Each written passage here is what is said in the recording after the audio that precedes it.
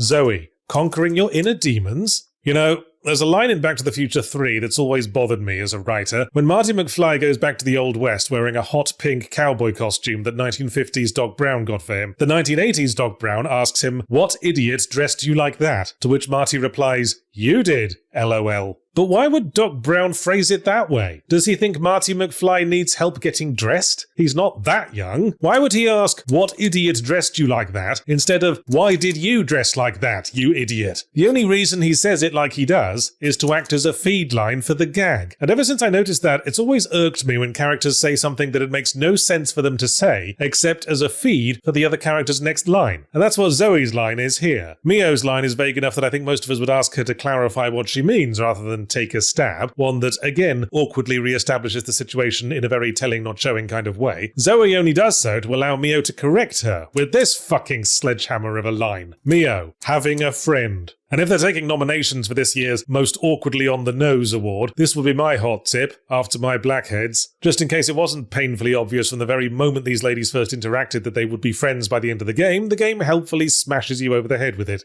So, how would I rewrite this scene? Well, I think the main issue running through all of Split Fiction's writing is that there's too much of it. One of my favourite pieces of writing advice is Antoine de Saint-Exupéry's famous quote, "Perfection is achieved not when there is nothing more to add, but when there is nothing left to take away." What are the goals of this scene? Establish that Mio is happy, grateful to Zoe, and now considers her a friend. I'm pretty sure we're going to achieve all of that with 90% of the words stripped out. Here's my take. Zoe, are you okay? Mio, smiling. Yeah. Zoe, do you need anything? Mio hugs her lingeringly.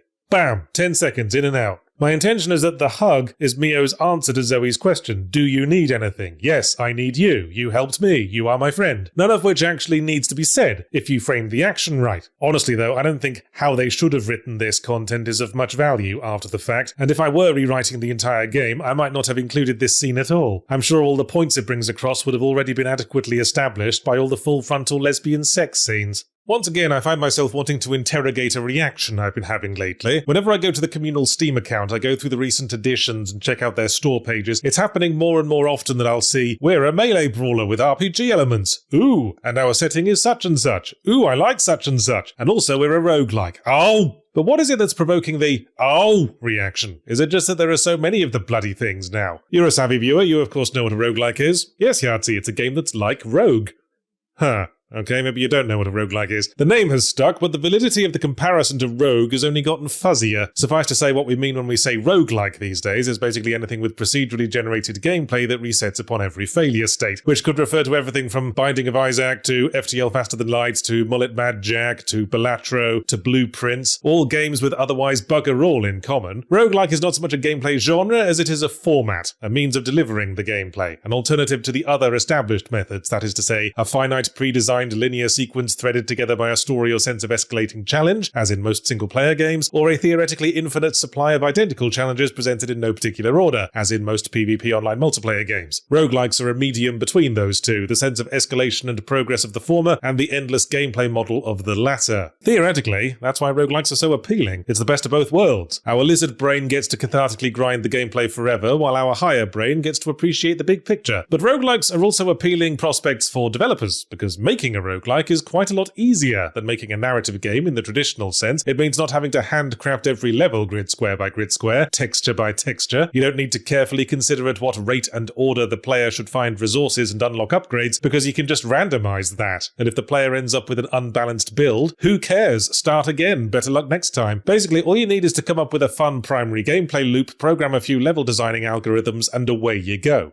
Now, I'm not going to make any inconvenient blanket statements I can't take back, like making a roguelike is lazy. I mean, I've made roguelikes. I am extremely lazy, but that's unrelated. Yes, you only have to come up with a fun primary gameplay loop, but that's like 90% of the work of designing a fun game. And as for not needing to design levels, guess what? When you're having to explain to an algorithm how to create a functional level, what you're doing there is a little thing called level design. I also won't say that the roguelike format creates an inherently inferior environment for narrative gameplay. You know me and my love of immersion narrative and finding ways to escape the boring old formats of beginning, middle, end. I can name multiple games where a roguelike element is vital to the intended narrative effect. Hades leaps to mind. Outer Wilds, although that's more recursive than roguelike. The other reason roguelikes are so endemic is because it gives developers a fighting chance. If you only have to worry about a primary gameplay loop, you can put more effort into other things. You can't make a AAA level game, but you can at least look the part. Look at something like Battle Shapers. It being a roguelike enabled it to put a lot of effort into the visuals. Some might say too much. It's so packed with pointless detail, even the crates have more polygons than remake Lara Croft's booty shots, but at least its screenshots can stand next to Overwatch without feeling self-conscious. With indie games constantly flowing into Steam, all struggling to be noticed, it's a lot more economical to make a roguelike as opposed to a full-length handcrafted masterwork that you put years of mental investment into only for it to struggle to hit 100 user reviews. Not that I'm saying you can't put heart and soul into a roguelike. Hades again leaps to mind, but I know I'd have a lot less creative pride in myself if all I was doing was throwing the switch on the level generator-tron. So that's, in a nutshell, why roguelikes are so popular in indie games, and after all that, I suppose my fatigue with them really does come down more to excessive volume than any inherent problem with the concept. But having said that, I see a lot of recurring issues in the world of roguelikes that stoke the fire of my mounting boredom. For one thing, the comparison to the original Rogue has gotten less and less valid, as I said, and one thing to note about Rogue was that it randomized everything each run, not just the layouts of the dungeons. You had different items, different monsters, the effect of all the potions changed. Every new run required a different approach and involved a whole new process of discovery. Some of the early modern roguelikes, like Binding of Isaac, reproduced that pretty well. You could end up with entirely different basic combat abilities from one run to the next. Maybe there's some sample bias at work, but a lot of the new roguelikes I've played, it feels like the notion that every playthrough should be different or involve having to rediscover things appears to be downplayed, if not absent. They feel more like grinding out identical gameplay over and over again, just in different shaped rooms. And I don't want to say that's always a less valid experience. I've been really enjoying Haste lately, and I wouldn't say the gameplay of that changes much run to run. But in most cases, games like this really highlight the notion that some developers choose the path of roguelike not because it's vital to their creative vision, but because it's easier to churn out. I know I'm not the only one getting sick of roguelikes, because I've noticed several cases where non-roguelikes have used the word handcrafted as a selling point in their marketing copy, like it's an artisanal fruit bowl. Sure, you can get a plain factory-made fruit bowl, identical to the 500,000 other fruit bowls made that day, and it'll function as well as a fruit bowl as you could ask for. But when everyone and their cat has that fruit bowl, you might start wanting to pay extra for a bit of unique flair. That's what roguelikes are, production lines. The trend for them is a production line of production lines. While I still hold that the primary gameplay loop is the thing that matters most, there's always going to be something about procedural levels that comes across as soulless, even if it's only in a small, hard-to-pin-down, uncanny valley AI art kind of way. You aren't aware of all the subconscious cues that add your own personal stamp to the way you design an area. If you were designing a high street, what would you put next door to the pie shop? Maybe you'd think, well, obviously the dog track goes next to the pie shop, but why was that your first instinct? Is that how it was in your hometown? Do you just associate dogs with pies? All of this is part of the wonderful tapestry of you that you are ostensibly making this artwork to express, and it'd be lost if you were deciding all of this with dice rolls. Do you get what I'm saying? No? Fair enough, I'm not sure I do. But you know what? If the high street in my hometown had been laid out with dice rolls, that would fucking explain a lot. So, at time of writing, it's a couple of days after the shadow drop of the Elder Scrolls Oblivion remaster, something that I and my colleagues had already known about, thanks to whispers on the insider grapevine, but what we were still asking each other right up to its official announcement was whether this was a remake or a remaster, and it occurred to me that some people might not appreciate the difference. Aren't they the same thing, the layperson might ask? Isn't a remaster just a pretentious word for a remake, implying that mastery was involved in the creation of the original product? And while Elder Scrolls Oblivion could be called a lot of things, masterwork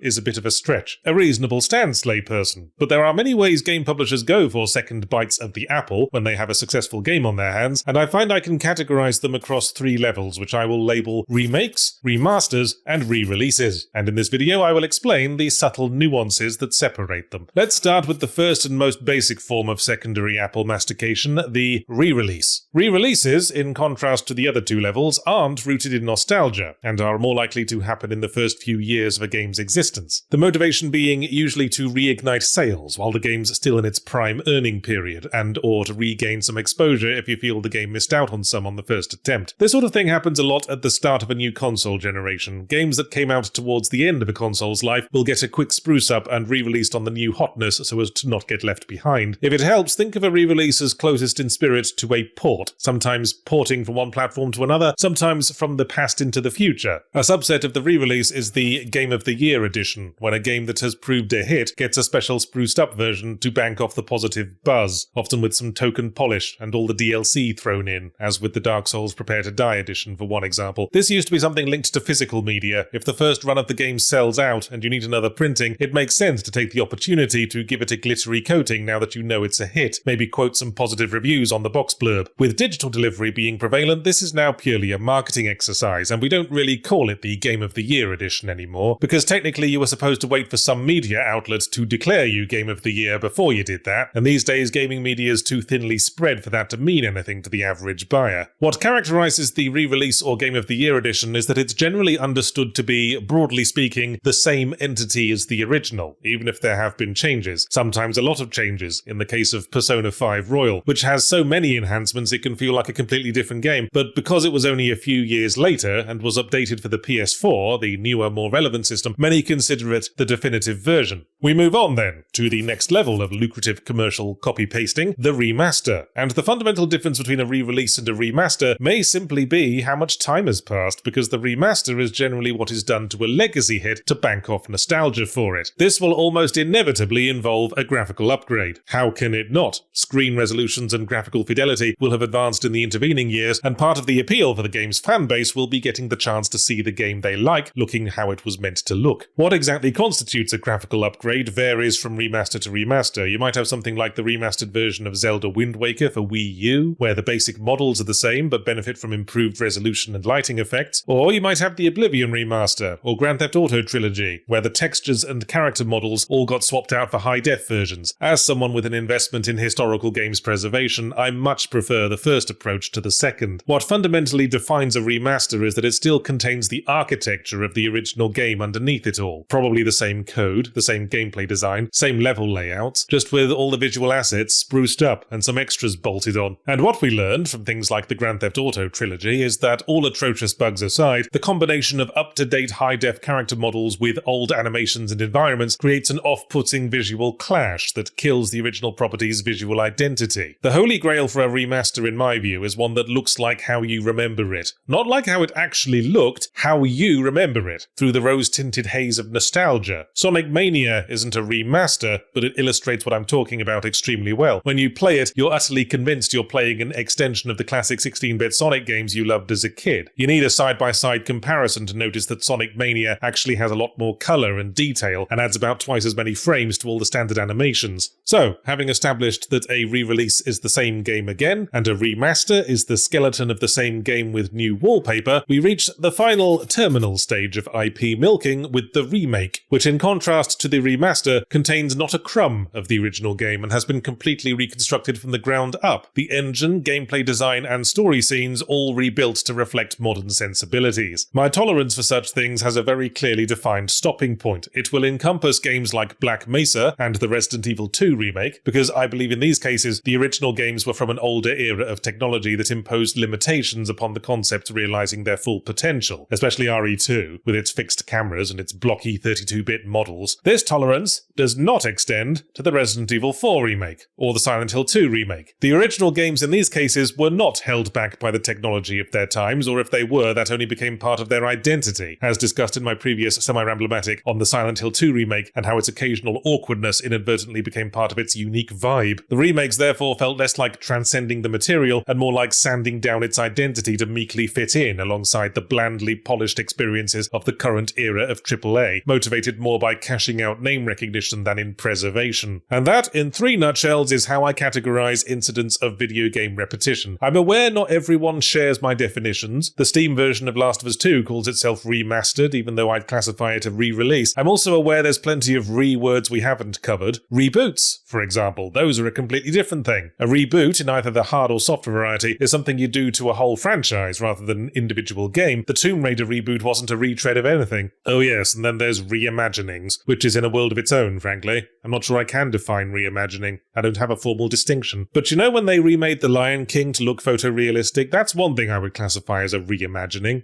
You know, something best not dwelt upon. I am a man who loves to complain, as you know, including about the fact that people say I complain too much, and I wonder, not for the first time, if there's any mileage in complaining about a game mechanic or feature that there's nothing particularly wrong with, but is getting overused. So what? Falling back on a formula that's established to work frees up headspace, so you can focus on things like plot and presentation. It's like complaining that porn overuses sex scenes. But with the recent 1-2 punch of Claire Obscure Expedition 33 and Doom the Dark Ages, I think it's far past time we started asking, what is it with video games and parrying these days? Parrying meaning the ability to deflect an enemy attack to gain advantage in combat, which, yes, has existed in one form or another for a very long time. What was the very first game with parrying, do we think? And let's not let this turn into one of those what actually constitutes an RPG arguments. Oh, Yahtzee, technically Pong is nothing but parrying. No, shut up. I'm going to be strict in my definitions here. If you can press a button just as an enemy attack hits you to nope out of receiving damage from the attack, that is a parry, as long as your character doesn't move.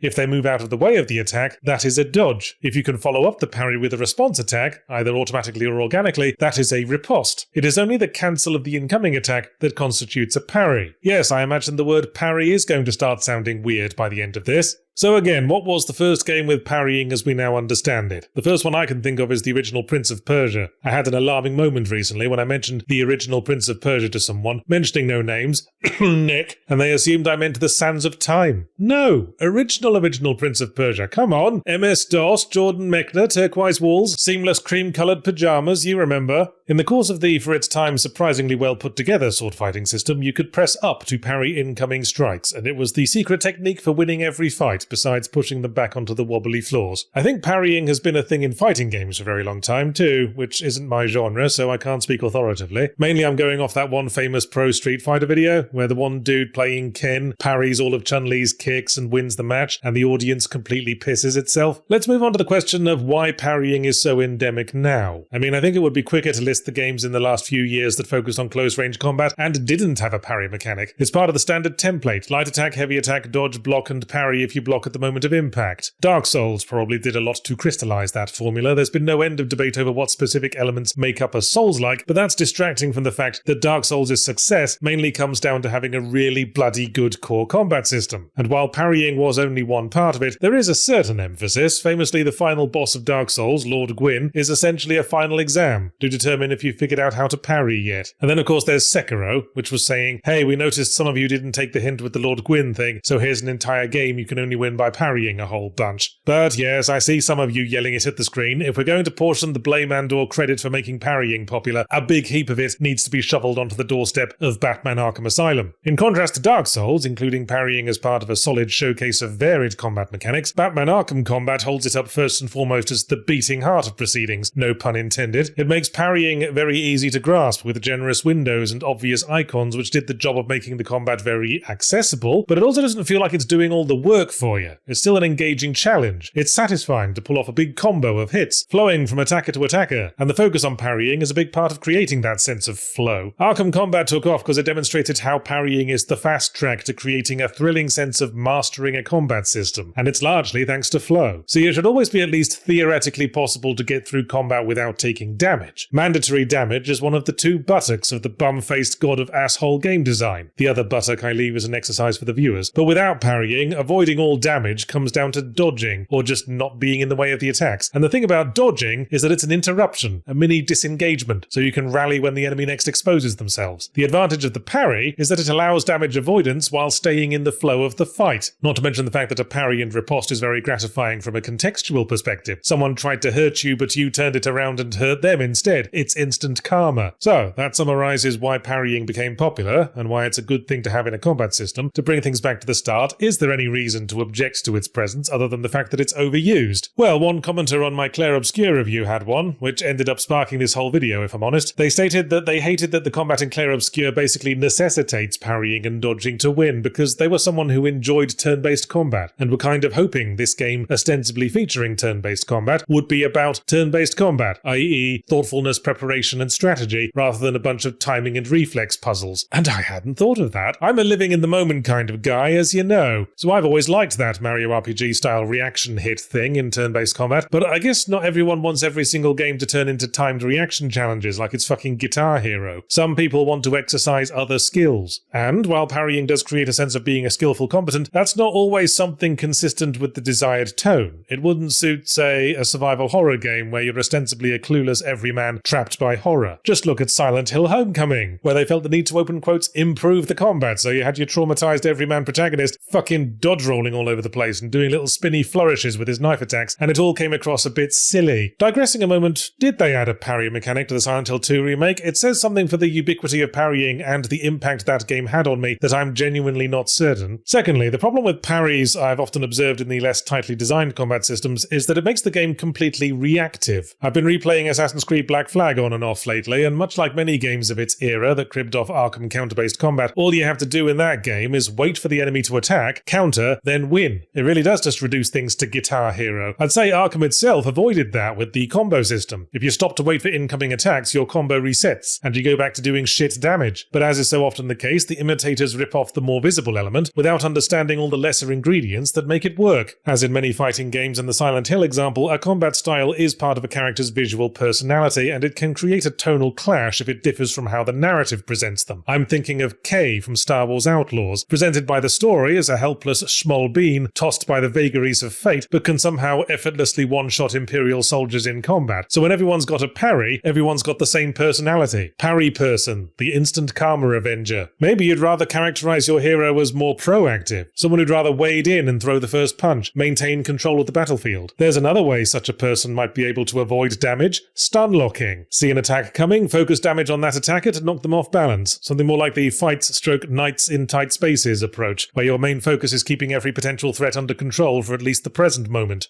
Just a thought. Just a little brainstorming session to help get you parrying-obsessed game designers back into innovation mode. Long story short, there's nothing particularly wrong with parrying, just as there's nothing particularly wrong with Cadbury's Cream Eggs, but I'd still object if you replaced every single item in my cutlery drawer with one. Well, eventually, a few hours later, when I'm looking for a fork to get the bits of foil out of my beard. I return then to the subject of Dark the Doom Ages. That was a typo, but I'm running with it anyway, be ungovernable. I noticed a general response to my review of that game asking me to clarify why I thought the story was bad. I'm collating multiple comments that I saw, so none of you should feel picked on for this.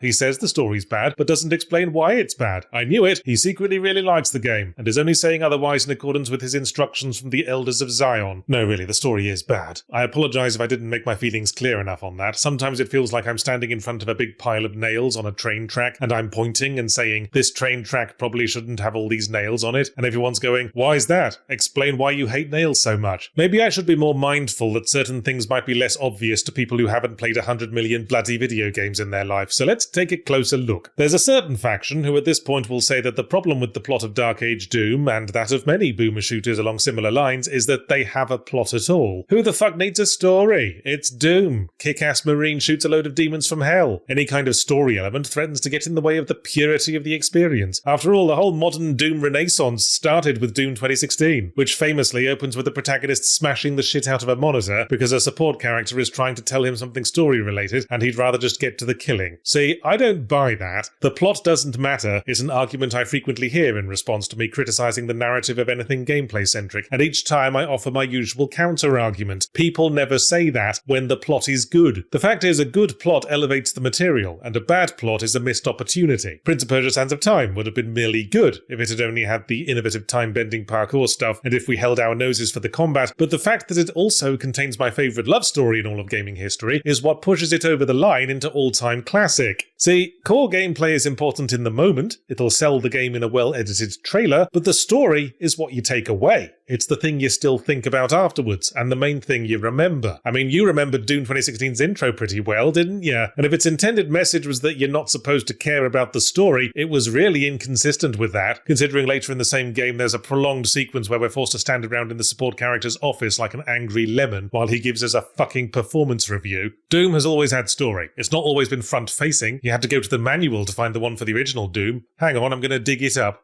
Ah, here it is. Welcome to Doom, a lightning-fast virtual reality adventure where you're the toughest space trooper ever to suck vacuum.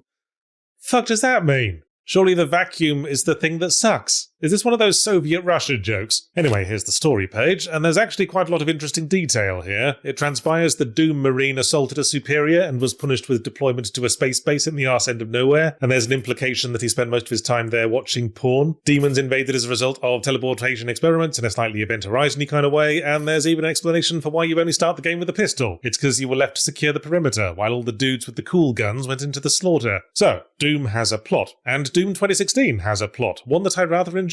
It's a story about an unstoppable silent badass with no motivation in life except to kill demons. And as I've said before, this makes him a particularly compelling boomer shooter protagonist because he perfectly reflects the motives the player takes into the game. But there's more to him than that. People always focus on the monitor smashing in the game's prologue and disregard the actually important character moment. It's the bit right after Mr. Doomslayer gets into an elevator and the support character has a second go at appealing to him, right before he smashes the monitor again and the title card drops. The dude says something like, "Everything we did here was for the betterment of mankind," and the protagonist glances briefly at a ruined corpse slumped against the nearby wall. I love this moment because it's so subtle, but it says so much. Were he inclined to speak, I'm sure the Doomslayer would sardonically reply, "Yeah, I'm sure this poor bugger thinks things are going just hunky fucking dory." Not in that accent. Doom 2016 is a story about a human race that has gotten so obsessed with expansion and discovery that it started to miss the forest for the trees, and when faced with something so utterly uncomplicated as evil demons from hell who want to kill them all, are all wringing their hands trying to appreciate the nuances. Ooh, maybe we can make use of hell energy. Ooh, maybe we can side with the demons and pursue mutual goals. And the Doomslayer, an outsider from the past with extensive hell demon experience, marches into the middle and goes, "This isn't complicated at all, you idiots. Hell demons are bad, obviously. Now stand over there while I kill them all." And for that we cheer. Essentially, it's the story of Alexander the Great and the Gordian knot. Everyone's flapping about, going, "Ooh, how are we going to untie this knot? It's so complicated." Then in comes Alexander with his sword. There, it's untied. Now stop being such prannies and get back to work. So while the Doomslayer doesn't speak and has no face, they do have a character, one that is defined by their relationship with the rest of humanity. Fate has left them in the unenviable position of being a permanent outsider from his people, who must nevertheless be called upon to save them from themselves. Quite tragic, really. This is emphasised by scenes like that wonderful bit in Doom Eternal where he stomps through a room full of normal flimsy humans like a grumpy dad navigating a playroom, and everyone's visibly terrified as they mentally go back over their recent lives, trying to recall if they did anything that might warrant a spanking. So to bring this all back around to the start, why didn't I like the plot of Doom the Dark Ages? Well, as established, I enjoyed the Doomslayer as a character defined by their relationship with, and a juxtaposition to, the rest of humanity. And in the Dark Ages, humanity just isn't around. Therefore, that definition is gone. Instead, Mr. Doomslayer spends all his time knocking around with this race of extremely serious Warhammer 40k characters, with whom he fits in a lot better, all with stock, very serious warrior personalities, and as such there aren't any characters I feel like I could root for. Also, the Hell Demons are represented by a Prince of Darkness-style operatic main villain who's articulate, makes deals with other characters, and generally feels like someone one could reason with. And that, too, undermined the established dynamic, where the Hell Demons were nothing more than literal manifestations of chaos, and the Doomslayer was the one sane man, needed to bring a dose of reality to those trying to see anything more than that. Perhaps it was inevitable that Dark Ages would suffer from classic sequel syndrome, wherein all the designers can think to do is expand and embellish upon what has been established, losing sight of the fact that it was the straightforwardness and lack of embellishments that made the original compelling. Roll on the next reboot, I suppose. Maybe next time it'll come back as a dating sim. Don't tell me you've never wondered if mancubi wouldn't make good cuddlers. So a while back I was talking about how a video game can make an NPC, that is a jumble of pixels, code and pre-recorded dialogue, into something that feels like a friend. Let's get back in that mindset as I ask the related question, how do you make a video game location, that is a non-existent digital space composed of a jumble of visual assets and hitboxes positioned with X and Y coordinates, feel like a home? How do we as players acquire emotional attachments to virtual spaces? In many cases it might be hard to see how such a thing could be of benefit, especially if we're dealing with a linear narrative game formatted as a string of set pieces, playing out one after the other. If we're dealing with characters who are trapped in an epic adventure or life or death struggle, and giving them a place where they feel comfortable might be contrary to the the intended vibes. It would probably take something away from the intensity of Reboot Lara Croft's survival experience if she ever had a chance to unwind and rearrange her bra. I chose that example basically at random, but suddenly I'm realizing that Lara Croft does have a home, quite iconically in fact. In the original series, Croft Manor was a recurring tutorial level. There was a butler and everything. That's not really what I'm talking about though, because that was Lara's home. It wasn't the player's home. I'm talking about a recurring space the player can voluntarily or involuntarily go back to over the course of the main game, which they end up seeing as their home, with all the emotional investment that implies. There are 3 reasons you might want to create such a thing. Firstly, I'm a great believer in peaks and troughs as a gameplay model. If you crank the excitement up to 11 and stay there, the result can be quite numbing, I find. That was the Tomb Raider reboot's problem. I can't even remember half of what actually happened in those games. In my memory, it's just a big wall of screaming and sliding down hills on our bum a lot. Exciting action and peril is thrown into sharper relief if it's broken up with moments of calmness and reflection in a safe place. Secondly, if the plot of the game involves saving the world, it would certainly be helpful to give the player a sense of investment in that world that extends beyond "it's what we need to do to win the game." I'm certainly not going to want Ganondorf to lay waste to the land if I've only just got my front lawn set up the way I like. But even if the plot has a smaller scope and is only about pursuing the main character's interests, giving that character a place that both they and the player can unwind and lower their defenses can do a lot to make them relatable and human. Home is a very human concept, after all. When I played Blades of Fire recently, one of the first things the main character does when he's called to adventure is burn his own house down to throw off pursuers, and it was the first of many incidents that caused me to conclude the guy was a total fucking bellend. The third and most interesting benefit is that once you've established a place as home in the player's eyes, you then have the opportunity to fuck with it in a variety of ways, which can add all the more emotional impact to a twist in the plot. You might have something like that one mission in XCOM where the aliens invade the player's base that until then had been our little base building, resource management refuge away from all that nasty turn-based combat. Or the wonderful twist at the halfway point of Silent Hill 4 when the ghosts start invading your apartment and what had once been the calm, restorative oasis against the horror slowly becomes indivisible from the chaos you have to deal with outside it. So, with all that in mind, how do we make a place in a game feel like a home? I'll tell you what doesn't work for me: giving the player a house and telling them it's their home. I never understand why Bethesda thinks I'd want to own a house in their games. Oblivion, Skyrim, Fallout 3 and 4. They all give you a chance to have a house, but there's never anything to do there but stand around admiring your decorations for a minute before buggering off and getting on with what's important. Also, I never felt like my house in Animal Crossing is my home, which might sound weird, considering it's literally our central motivator in that game, but I spend so little time there. I'm more about the fishing and the collecting and the swapping t-shirts with my mates. Sometimes I'll drop some furniture in there if I happen to acquire some, but I don't feel emotionally invested any more than I would in a fucking rented storage unit. So first ingredient for an in-game home, there has to be a gameplay reason to frequently go back there, in much the same way we grow fond of NPCs if they have a useful gameplay purpose. Many games have what we call hubs, a place that connects all the areas or that we go back to in between missions, but those don't automatically become homes. I'm thinking of the Doomslayer's ship in Doom Eternal, which never felt like home because it was so confusingly laid out. I can never remember where anything was. I also don't get a home vibe from Firelink Shrine or Majula in Dark Souls 1 and 2 respectively, even though the games are both trying to create one, because these areas are not cut off from the dangerous parts of the games. They both have skeletons in the basement, for fuck's sake. So as well as having to go there a lot, it also has to be a place where we feel safe and in control. Is that all? Well, it can't be, because I think of the example of, I think it was Fable 3. In place of a menu, the game had a home base you would instantly teleport to, where you could organise your equipment and such like, which was a place you certainly went to a lot in the course of the game, where you understood where everything was and were always perfectly safe. It fills all the criteria, but why didn't it feel like home? Well, I suppose partly because it felt like an unreal space with no physical relationship to the world where our actual struggles were, and partly because I didn't give much of a shit about what I was doing in Fable 3. In other words, the missing ingredient was investment. Here are 3 games that all do a good job of giving the player a place that feels like home. See if you can spot what connects them. Stardew Valley,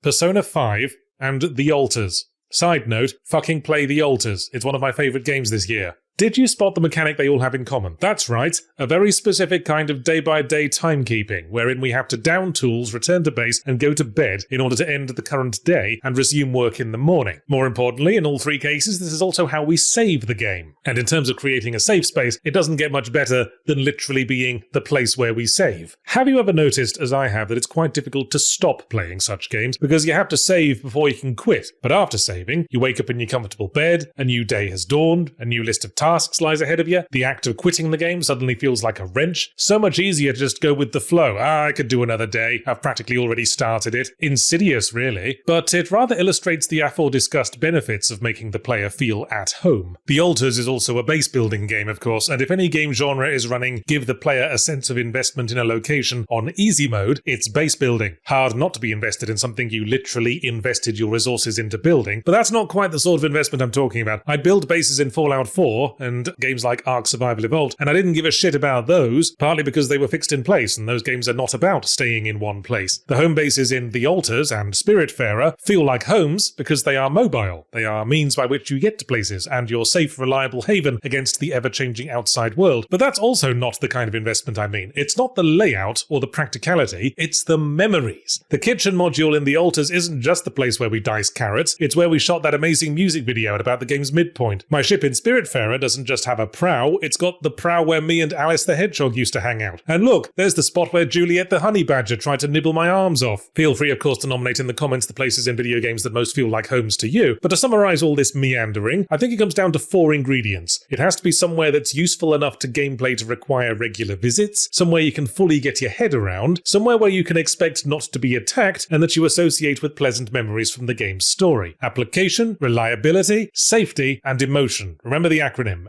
ARS. Actually, let me think of a better one. Looking at the open world map of Mario Kart World, I was reminded of that little ditty I once penned to describe the particular sequence of level themes almost every Mario platformer goes through. Grasslands, desert, ocean, jungle, ice world, fire world, boss. All of those have their inevitable presence on the Mario Kart World map, just as they did in Mario 3, Mario World, Mario 64, all the new Super Marios. Mario Odyssey took particular relish in playing all the old hits, even including the less common recurring themes like Food World and Spooky World. But hey, is it fair to pick on Mario for that? When you think about it, Grasslands, Desert, Ocean, Jungle, Ice World, Fire World, Boss is a template followed by quite a lot of games. It could just as easily describe, say, Zelda dungeons, or places you visit in Dark Souls 2, or the sequence of kingdoms you visit in a generic JRPG. And how many times have you played a sandbox game set in a wilderness, like, say, Horizon, where you start off in a grassy bit, and then there's a desert bit, and later there's an icy mountain bit? I remember being impressed that Sonic the Hedgehog got away from the standard biome list. Yeah, they usually start with some variant on green hills, but then it's all mystic ruins and chemical plants and casinos and oil oceans, until Sonic 3 and Knuckles had both a desert level and an ice level, to which I said, oh shit, guess we know when the idea bucket ran dry. Why don't we go through what I will still refer to as the standard Mario biome checklist and try to get to the bottom of what makes them all such commonly visited environments in video games? Well, not to blow the wind out your sails too early, Yards, but could it be because these are the most common environments on the planet on which we live? Land can only ever be grasslands, desert, or jungle,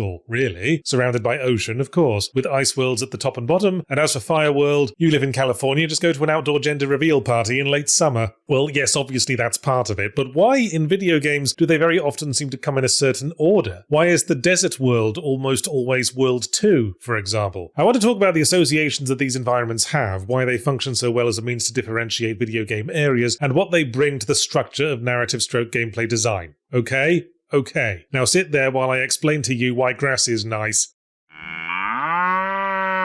It occurs to me that Joseph Campbell's hero's journey could be overlaid quite readily onto Grasslands, Desert, Ocean, Jungle, Ice World, Fire World, Boss, and if one were to do that, Grasslands being very commonly the first setting a game plonks you in, would be right over what Campbell calls the ordinary world. And it doesn't get much more ordinary than grass, one of the most common plants in the world that grows on every continent. Also, abundant green vegetation is environmental shorthand for the flourishing of life and everything generally being A-OK, and in contrast to its plant colleagues in the forests and jungles, grass is about the least threatening form of greenery. Unless you live in some of the places I used to live in the Brisbane suburbs, fucking Christ, walk around barefoot on that grass and you'll swiftly learn not to walk around barefoot on it. But that's the outlier. Most people associate grass with home, comfort and safety, making it very fitting for a first area. That homey feel can be effectively turned on its head with an abrupt introduction of horror and violence to let the player know the shit has truly gone down. Like in Sonic 3 halfway through Angel Island Zone when everything suddenly bursts into flames. As I said, desert is commonly the second area, because after the grasslands we need to mark the fact that the grasslands are over, and how do we do that? We take away the grass, bam, desert. Essentially, having gone through all the establishing and tutorializing of the adventure in the opening act, the second act is our chance to strip things down and really get to grips with the nuts and bolts of the gameplay loop, and how better to symbolize that than by physically stripping the place down. No people, no grass to hide behind, just you and whatever's trying to kill you. As for its narrative effect, the desert is a setting most commonly associated with being lost, it being a place that almost nobody should ever want to deliberately go to. So its association with uncertainty makes it useful for the phase of the plot where the threat has been introduced, but we're still wandering around a bit punch-drunk, wondering what the fuck we're supposed to do about it. This is where the formula gets a bit loosey-goosey. The next few environments historically have come in whatever order the game feels like, and they're all just variations on new, different kind of terrain that presents new inherent challenges to the act of traversing it. And ocean, or water level, certainly does that. I mean, it's water now. Can't even walk on it. Fucking crazy. So much to work with. Vertical exploration, the contrast between above and below the surface, altered gravity mechanics, drowning, getting eaten by sharks, etc. You could make a strong case for ocean being the natural follow-up to desert. After all, if you want people to be excited about discovering a new environment, it should contrast as strongly as possible with the ones either side of it. Plus, we have a neat, universally understood natural way to transition from desert to ocean. It's called a beach. And we're back in the world of lush vegetation, but wait, this isn't the nice friendly vegetation we're used to. No longer is it the soft friendly grass for us to roll around on, where the only threat was posed by an occasional unnoticed bumblebee. Now the plants are all coiling around and in the way of things and getting up in your business. In that sense, the forest or jungle level is sending a clear message. You can never go home again. You were having trouble with all that desert and ocean business and thought you could get things back on track by coming back to nature, but no, things have changed. You've changed. And more importantly, there's tigers now. The unique gameplay offered by a forest or jungle setting is, in 2 words, reduced visibility. Where in the desert, you and the enemy might have all been nakedly sprinting into open combat like Sir Lancelot in Monty Python, now there could be a tiger 10 feet away and you'd walk straight past. And in the continued journey of our hypothetical hero, it's a humbling moment to be surrounded by trees, ancient undisturbed beings way bigger than you, who don't know the first thing about this princess rescuing business of yours and wouldn't give a shit if they did. Now this one's a classic. Ever since 2D platformers realised there was basically only one way to mix up their core gameplay, and that was to make the floor a bit slippery. But Iceworld can also be called upon to do the job of any of the previously mentioned areas. It's got the open hostility of the ocean, the bleak emptiness of the desert, and if you rustle up a quick blizzard, it's got the low visibility of jungle as well. Also, the unbroken whiteness of a snowfield is clean and peaceful in a stark kind of way, and that's why it's often taken Grassland's place as the starting area in games with a generally more melancholy tone, such as Final Fantasy VI, Red Dead Redemption 2, and God of War. In this context, Iceworld is shorthand for flawed stability. Hey, nothing's going on, the world hangs in limbo, and while you're technically safe, you are probably going to lose your bollocks if things don't change sooner or later. Now let's wrap things up with the final overused Mario biome, good old-fashioned fire-stroke-lava-stroke-volcano world. The all-time classic setting for a dramatic final battle going all the way back to Lord of the Rings, and probably beyond. You shouldn't need me to explain why Fire World often represents the peak of a game's difficulty curve. It gets a hell of a lot harder to stay alive when there's a bunch of lava around. But in considering the hero's journey, I think it's important to consider what fire represents. Yes, it's dangerous and destructive, but also a necessity. Just as forest fires are occasionally necessary in the long run to keep the place tidy, the Fire World is the final tempering to prove our hero's mettle. Their ultimate goal is to get through this and come out the other side stronger. There's a reason why baptism of fire is a cliche. Fire is a force for destruction, but at the same time, a catalyst for transformation. Just look at Resident Evil 5. That game ended with a climactic battle in a volcano, and that had the effect of transforming the franchise into a big pile of shit. So not long after my gushing review of The Alters, I started getting messages on Blue Sky to the effect of, "Oh dear, looks like your recommendation of that game aged like milk," and a small amount of investigation revealed that it was getting heat for some AI-created assets turning up in the build, meaning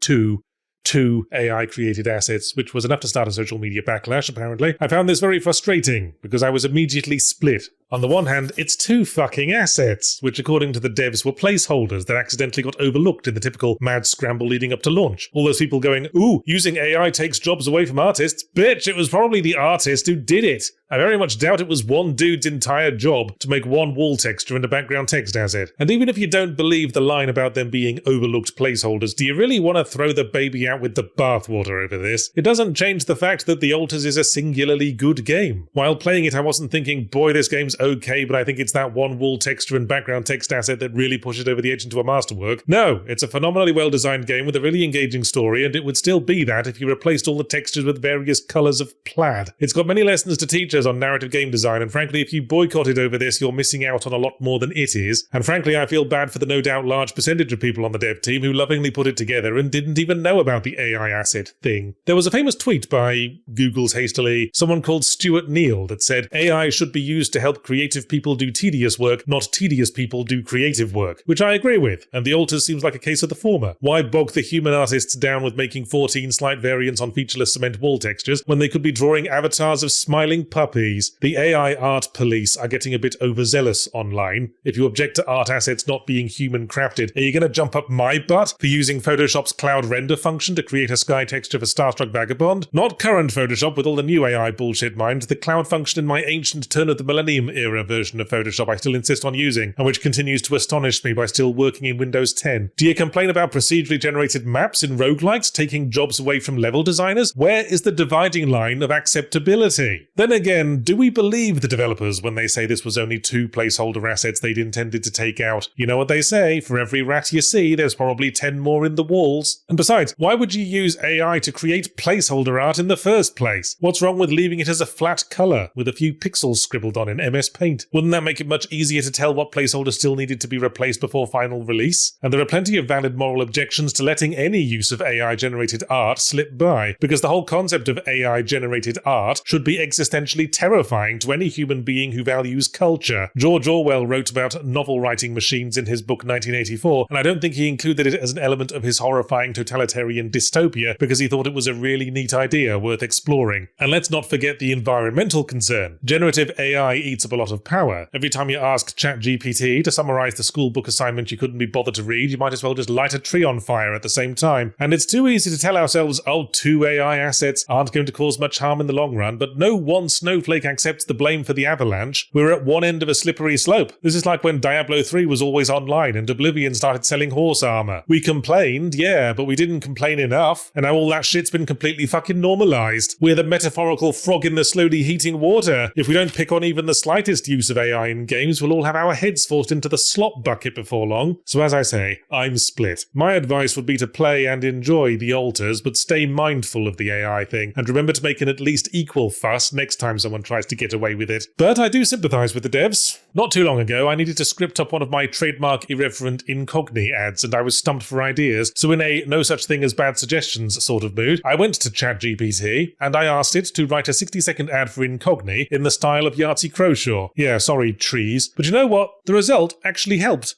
Because it was so fucking god-awful, it inspired me to take my job more seriously. The whole experience left me reassured that AI probably won't be taking my job anytime soon, because AI can't handle the subtle nuances of humour. Comedy has no rules for AI to follow. Well, it's got one rule: make people laugh. And that's a very primal, instinctive, organic thing. Why do we laugh at someone being hit with a frying pan the first time, but not the second time? And why does it get funny again after 10 times?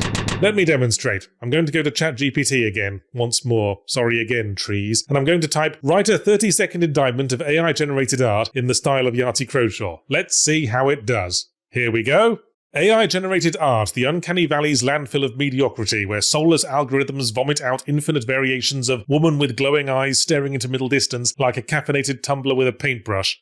Okay, I was with you for a while, ChatGPT, but where did women with glowing eyes come from? That's not going to have your audience nodding and laughing as they remember all their own weird personal experiences with optically luminescent females. I'd say that line was giving away more than a few personal hang-ups if it was coming from a person. And what the fuck do you mean by caffeinated tumbler? Like a caffeinated tumbler user? Or a caffeinated tumbler the entire site? And why would having a paintbrush make this individual better at vomiting glowy-eyed women?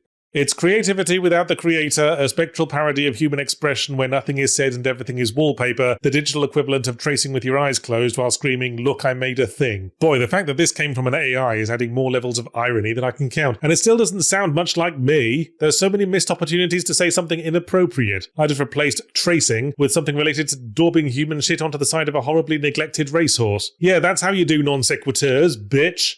No soul, no intent, just a magpie brain hoarding pixels and pretending it's a goddamn artist. Congratulations, Skynet, you've learned to doodle. Okay, this definitely doesn't sound like me, because I don't say goddamn. I'd have said fucking. What's the matter, ChatGPT? You'll burn down a tree, but draw the line at swearing properly. And that, I think, is my final takeaway from this, that ChatGPT will never replace artists like myself, because it can never craft nor understand the appeal of a really well-executed swear. It'll never know the joy of combining a one-syllable euphemism for penis with a two-syllable unrelated word with an assonant vowel and calling someone a cockforest. There's a lot to be said about Donkey Kong Bonanza, but the first thing I've wanted to say about it since the moment it was announced is that I really hate the fucking name. I'm a person who enjoys wordplay, as you know. I get a kick out of doing things like scribe sequences of sentences and saying steadfastly starting with strings of similar sibilants, but banana merged with bonanza as a pun, it just doesn't work for me. Bonanza. Bonanza. Maybe it should work better in an American accent. Bonanza. Oh god, I'm never doing that again. I sicked up in my mouth. The addition of the extended consonant zzz practically adds an extra syllable to the word banana. I have to rearrange all my mouth parts to transition from the and to the za. It gets stuck in my front teeth like a Werther's original. I know I'm out on a limb here because I brought this up to the rest of Second Wind on one of our creative meetings and they all think Bonanza's a great title and I'm off my fucking trolley. But that's okay, there's plenty of other puns in video games I want to express my annoyance about. Now, as I've often said, the bigger problem when it comes to video game titles is them being arse-achingly generic. All shit like Fall of Lords, The Revenge-ickening or whatever, possibly as a consequence of the design committee being allergic to not taking their very important IP as seriously as possible. But there are more than a few examples of games taking the exact opposite approach, trying to have a bit of fun with their title and falling completely flat, like a birthday clown who trips on the garden gate and sustains a traumatic compound fracture. If you'll indulge me, I've compiled a small list of my least favourite puns in video gaming history. Grabbed by the Ghoulies was a 2003 game by Rare for the original Xbox in which you play a kid who has to rescue their girlfriend from a haunted mansion, a rather insipid little family-friendly action-adventure of its time, whose only noteworthy feature, as far as I'm concerned, is the title. International viewers may be interested to know that Ghoulies, G-O-O-L-Es, is a British slang term for testicles, and with Rare being a British studio, this was 100% intentional. Now, normally I've got a lot of time for the concept of stealth naughty joke for the mums and dads. I'm sure Rare enjoyed some hearty giggles as they slipped this one through under the nose of international publishers, but my problem is that the humour value of stealth dick jokes hinges on subtlety. The subtitles of the Ratchet & Clank games always had a lot of fun with this kind of thing, and their last one, Rift Apart, punning on ripped a fart, was so subtle I didn't even notice it till about 5 minutes before my review went out. But Grabbed by the Ghoulies isn't a case of a subtle joke you only notice after thinking about it, like a time-release raunchy comedy pill. If you don't know that Ghoulies is slang in another country, then you don't notice a joke at all. It's just a faintly lame title referencing that someone or something has been rudely snatched away by the unquiet spirits of the dead. On the other hand, if like me you are from a culture where ghoulies to mean bollocks is in relatively common parlance, then Grabbed by the Ghoulies has no subtlety whatsoever. There's no wit. It's just crass. You might as well have called it A Ghost Punched Me in the Fucking Dick. Not a pun in the title, but a pun buried in the game's environmental storytelling. The GTA series is very fond of using puerile double entendres as the names of business entities and the like, hence the chicken restaurant called Clucking Bell, to rhyme with fucking hell, you see. A joke which incidentally was nicked from the last episode of Blackadder Goes Forth, but I digress. The one that I'm complaining about here is what they called the Internet Cafe in GTA 4. It's simply called twat, with an at symbol. And again, that's just crass. It's barely a single entendre. It's just a swear word with a reference to internet terminology. And it only works if you see it written down. My first exposure to it was when I was directed to go there as part of a mission. Please go to twat, said the quest giver. I beg your fucking pardon, I replied. Then I saw the business name and said, oh, I see, No, actually, that's not very clever at all. See, the second order comedy value in a double entendre business name is that you can imagine a scenario where a clueless business person might register the name without realizing it has a second meaning. And that's not not something I can envision here. In this case, we can only imagine someone walked into the registry office and said, "Hello, I want to start a business called Twat," like they were dared to by a giggly schoolboy. And incidentally, Americans, who is it who went around telling you all to say twat instead of twat? Was it George Carlin? I bet it was. Fuck you, George Carlin. Oh, now you care about getting the vowels right. Back in the 80s and 90s, Queen Bitch of the PC adventure game genre was of course Roberta Williams of Sierra Online, creator of the prolonged storybook fantasy-themed King's Quest series, which were at once insufferably twee and psychotically murderous towards players. And it seems old Bertie had a fondness for putting punny subtitles on her games, which presumably no one had the balls to say no to, what with her being Queen Bitch and all. I assume that's also how Phantasmagoria 1 happened. King's Quest 3, for example, was subtitled "To Err is Human," a pun on the phrase "To err is human." Yahtzee, you just said the exact same sentence twice. Yes, again, this is a pun that only works if you see it written down. Err as in H-E-I-R, you see. A word Roberta must have been particularly fond of because she used it again for the only marginally better King's Quest 6, Air Today, Gone Tomorrow. But the King's Quest subtitle I really wanted to call out was King's Quest 5, Absence Makes the Heart Go Yonder, which, as wordplay goes, could be a lot worse, but the inherent lameness of the pun is intensified by how awkwardly long the subtitle is. You have to get 5 words deep before you even get to the pun. It's like a drum roll that ends with the drummer loudly shitting themselves.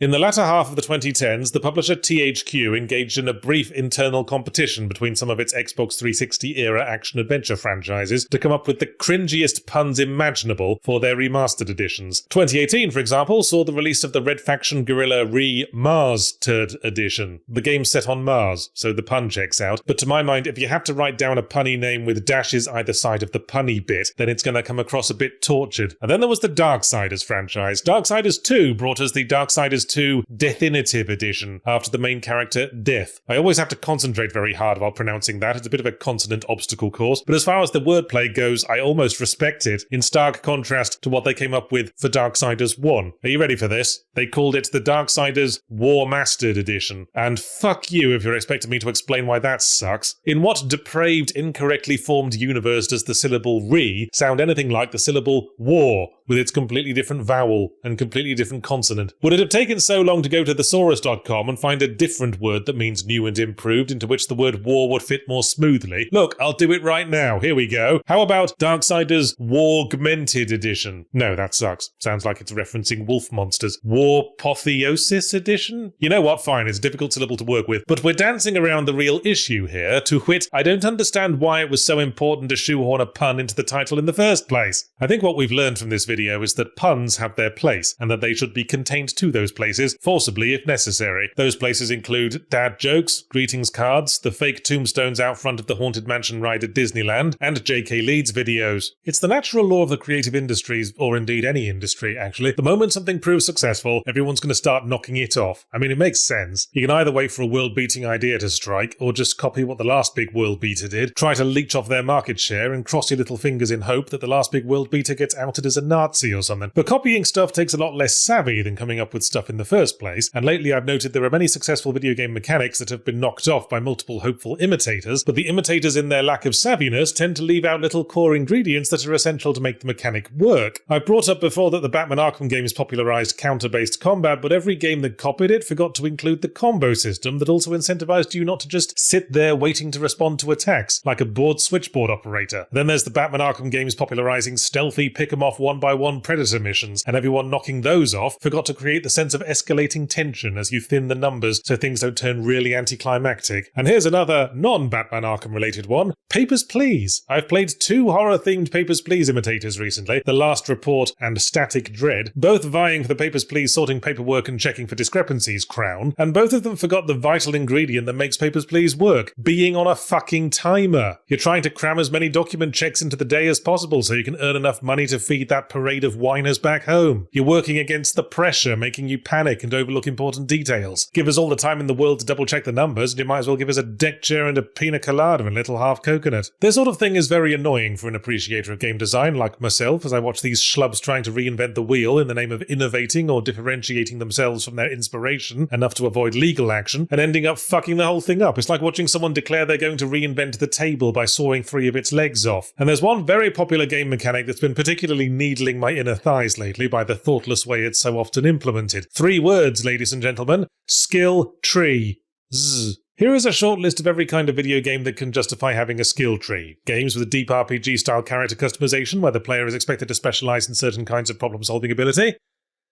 Yes, that was a pretty short list, wasn't it? Skyrim, Baldur's Gate 3, System Shock 2, you can have skill trees. I'm not cross at you, you're good boys, you can go to lunch. Everyone else, stay in your fucking seat, Deus Ex Human Revolution. I am very disappointed by all of you who use skill trees as a cheap way of bringing across a sense of player progress, where you get enough points over the game to basically buy everything on the skill tree, and one player's build is more or less identical to any other. Yes, I am still looking at you, Deus Ex Human Revolution. Stop whispering to Shadow of the Tomb Raider. Putting points into upgrades was once exclusively the territory of RPGs, but at some point they started showing up in basically every kind of game because players like improving their stats and unlocking new abilities to play with. It's an effective reward system. But when a skill tree is poorly implemented in a linear game, it feels like being rudely interrupted after every level up to make a choice that doesn't actually matter, because either the player character is on a relatively fixed upgrade path that always ends with them being essentially good at everything, in which case the game might as well have picked the upgrades for us, or the upgrades on the skill tree don't actually do shit. In your average Ghost Train Ride style game, like a Guardians of the Galaxy or a Shadow of the Tomb Raider, the intention is to give every player a more or less identical experience, and for the sake of broad appeal, such games have to be designed to be beatable whatever upgrades the player chooses, as well as if they choose no upgrades at all. And that's where you get skill trees that are boring to pick upgrades from, not because it's hard to decide, but because nothing on offer feels like it would change anything. Full of shit like increase melee damage by 10%. If your melee attack does 50 damage, and the enemy has 100 health, then they'll die in 2 hits, right? If you upgrade your weapon to do 60 damage, they still die in 2 hits. Your experience doesn't change. Video game enemies don't have degrees of being alive. This is all of the same stuff as the live service gear grind number crunching experience, tricking players into putting themselves through the mill for the sake of a plus 1.8% damage boost. It's more a cathartic illusion of improvement than an actual tangible benefit. So, to bring things back around to the start, the one ingredient these token skill trees so often forget to include is that I want to feel, after picking an upgrade, an actual sense of having improved. A new ability to play with, a big fat extra health bar on screen. I want to feel excited about going back into the fray with it, to see how much better I can hold my own now. 1 extra chip of damage or 2 additional iframes added to the dodge are not going to cut it. I was surprised and a little perplexed to see that Donkey Kong Bonanza had one of these token skill trees, where most of the stuff on it was shit like while in elephant mode marginally increased the efficiency with which you can suck things off, rather embodied that game's general lack of tightness about the edges where its design was concerned, which seemed very out of character. Nintendo's first-party games are usually eye-wateringly tightly designed. Could you imagine a core Mario platformer like Mario Odyssey having a skill tree, for example? I certainly couldn't. It would feel so wrong. Nintendo usually subscribe to the philosophy of easy to learn, hard to master when it comes to core gameplay. Mario starts out Odyssey with all the moves you'll ever have, but all you strictly need to know is how to move and jump, which any old twit can figure out. It takes skill and practice to discover and master all the other esoteric jumps, the crouch jump, the long jump, the dive jump, the mid-air dive. It's through all of that the veteran player puts the game over their knee and spanks it silly. Imagine if Mario Odyssey had made you buy all of those from a skill tree over the course of the game. It would have been so inelegant and very annoying for skilled players wanting to spank the game silly from the word go, because they're replaying for the 500th time to try for the speedrun. Still, Bonanza is focused more on punching than platforming, but even so, the only upgrades that are really worth getting are the maximum health increase and the punch damage increase, both of which could easily have been implemented without a skill tree. They could have taken the route of Zelda Heart Pieces or Gorgonize in the first 3 God of Wars, tie upgrading health and attack to collectibles found throughout the world, or rewarded for completing side challenges. That way, you could have thrown the whole skill tree in the bin and just base character progression around exploration and discovery, like what the game's supposed to be about. Yahtzee, the upgrades are already tied to exploration and discovery. You need to find bananas to earn upgrade points. Dismissive voice. The skill tree's still an unnecessary middleman. It's still forcing me to interrupt my monkey fun every now and again to make me pick things from a boring menu, like I got called away from the ball pit by a phone call from my health insurance provider. Anyway, you can get bananas anywhere. You can stay in one corner of one level map and grind up 20 of the buggers. In more general terms, the fact that you can get XP anywhere is the problem with tying upgrades to a level up system. You can stay in the starting forest and murder 10 billion squirrels and get up to level 60 that way. It doesn't directly incentivize actually getting out and engaging with the entire world the way hidden collectibles do. That's why in Dark Souls you start out raising your stats with level ups if you're a huge virgin, but the mighty Dark Souls playing chads know that what really matters is upgrading your weapons with the Titanite found scattered throughout the world. Anyway, that was all I wanted to say. You can all go out to the playground now, except you, Deus Ex Human Revolution. You still have to write out 50 times on the chalkboard, not every melee attack needs to be a fucking cutscene. Hey, have y'all seen those YouTube Playables? The last time I brought this up in company, no one knew what I was on about, but I feel they've got to be hard to miss for someone who spends as much time on YouTube as,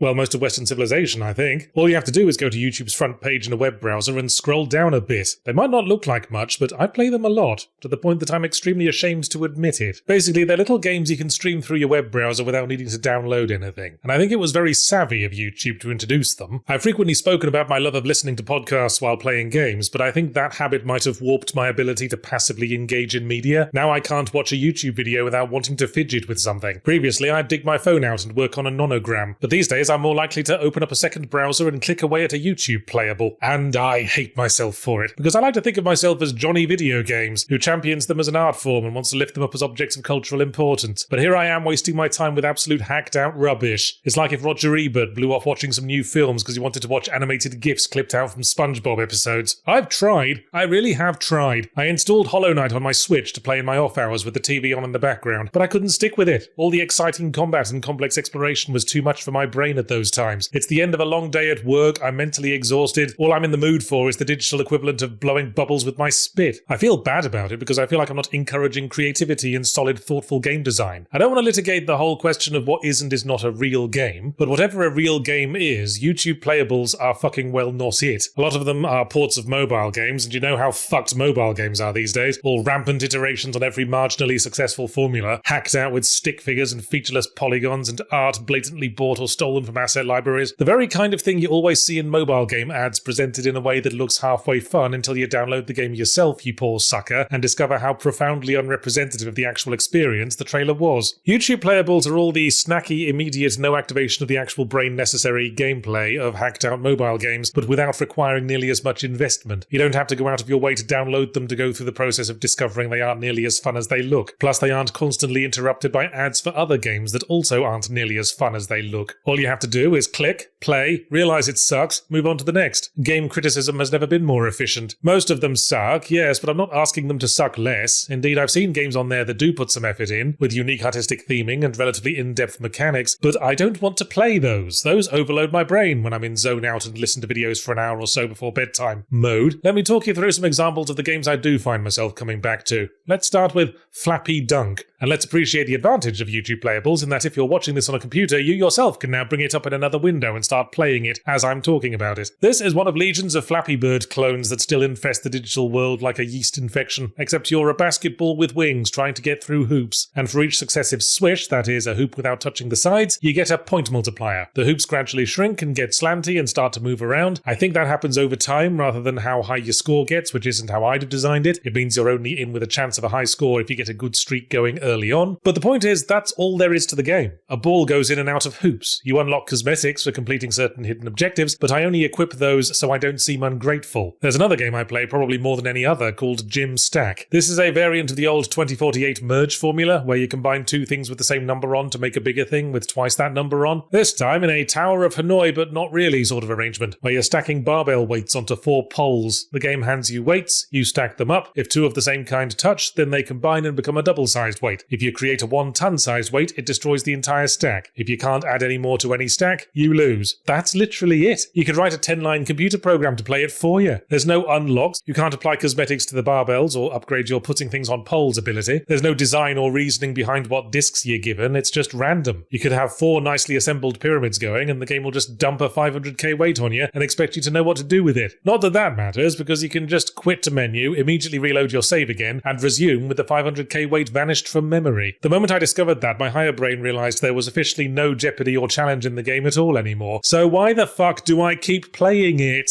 I play another game called Attack Hole. This one doesn't even have the virtue of recording a high score for you to beat. It just stops after you complete the available levels and starts all over again. In a nutshell, it's the Donut County mechanic where you control a hole that gets larger as it absorbs objects, but in this case in a vast empty plane containing nothing but a bunch of forms of ammunition that look very distinctly like Unity store assets. You have a brief time limit to suck in as many bullets as you can, and then a big robot drops down and you fire the bullets you acquired at it in the hopes of chipping its health away. And this game, bluntly, sucks ass. Controls like dog shit. I think it's designed for mobile screens and has trouble adapting to the mouse. Firing the different ammo types by holding down one button after another. There's so many better ways that could have been done. And when you kill the robot, it just falls over in the most pathetic manner imaginable. And it's so lame. And I hate it. And I keep fucking playing it. And then I hate it even more. Perhaps I should stop beating myself up for playing these games and try to think about what value we can extract from all of this. Well, I'd say there's two lessons to be learned. Firstly, these games are a crash course in the absolute fundamentals of game design, which is to say the primary gameplay loop. If by playing these games I can gain an understanding of all the little factors that make it so compelling to watch bullets fall in a hole or an entire stack of gym weights get pounded into the floor like a big old chunk of Swiss cake roll disappearing into my mouth, then perhaps we can put these lessons into the design of our own primary gameplay loops and the time wasn't wasted at all.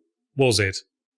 No? Okay, how about this? The most important lesson to take from YouTube Playables is that in this world of having to download 40 gigabytes of game and watch 9 publisher idents and wait 10 minutes for the fucking shaders to pre-cache, one shouldn't underestimate the added value of a game that is quick and convenient to play. I mean, Hollow Knight is a beautiful game, full of great animation, atmosphere, and environmental narrative, but apparently none of that makes me want to play it more than fucking Flappy Dunk just because I can be playing that in 2 clicks of a web browser and don't have to go looking for where my kids left my Switch after they were done playing Pokemon Snap, and then spend 10 minutes peeling half-sucked wine gums off the screen. I have a lot of respect for Hideo Kojima's Metal Gear franchise, in the same way one respects a huge rampaging gorilla in your campsite in the hopes it'll be satisfied with smearing the contents of your picnic basket over its floppy gorilla tits. Metal Gear is, much like all Kojima's work, an absolute 6-lane pile-up of disjointed emotional tones, inconsistencies, and terrible overwritten dialogue, but as a scholar of narrative gaming, I'm impressed that Metal Gear is one of the very few examples of a series that maintained a single continuity all the way from the 8-bit era to the present day. At the very end, Metal Gear Solid 5 was still part of the same timeline of events that began with Metal Gear 1. A $1 million AAA open-world hybrid stealth action-based management game was somehow a prequel to a bleep-bloop top-down pixel stealth 'em-up from 1987. Basically every other franchise with similar staying power has indulged in more than a few puffs of the reboot pipe, whether in the soft or hard sense. They at the very least will have retconned some stuff. Not Metal Gear. Established canon is god as far as Hideo Kojima's concerned, no matter how awkward it might get when framed from new perspectives. It's one of the things I weirdly respect about him, but at the same time it leads to some unique problems of its own, and that's what I wanted to talk about. You see, after playing through Metal Gear Solid Delta for review recently, I came to a startling conclusion that all of the notorious nonsense of the Metal Gear canon stems from one single fact, that the main villain of the first game was named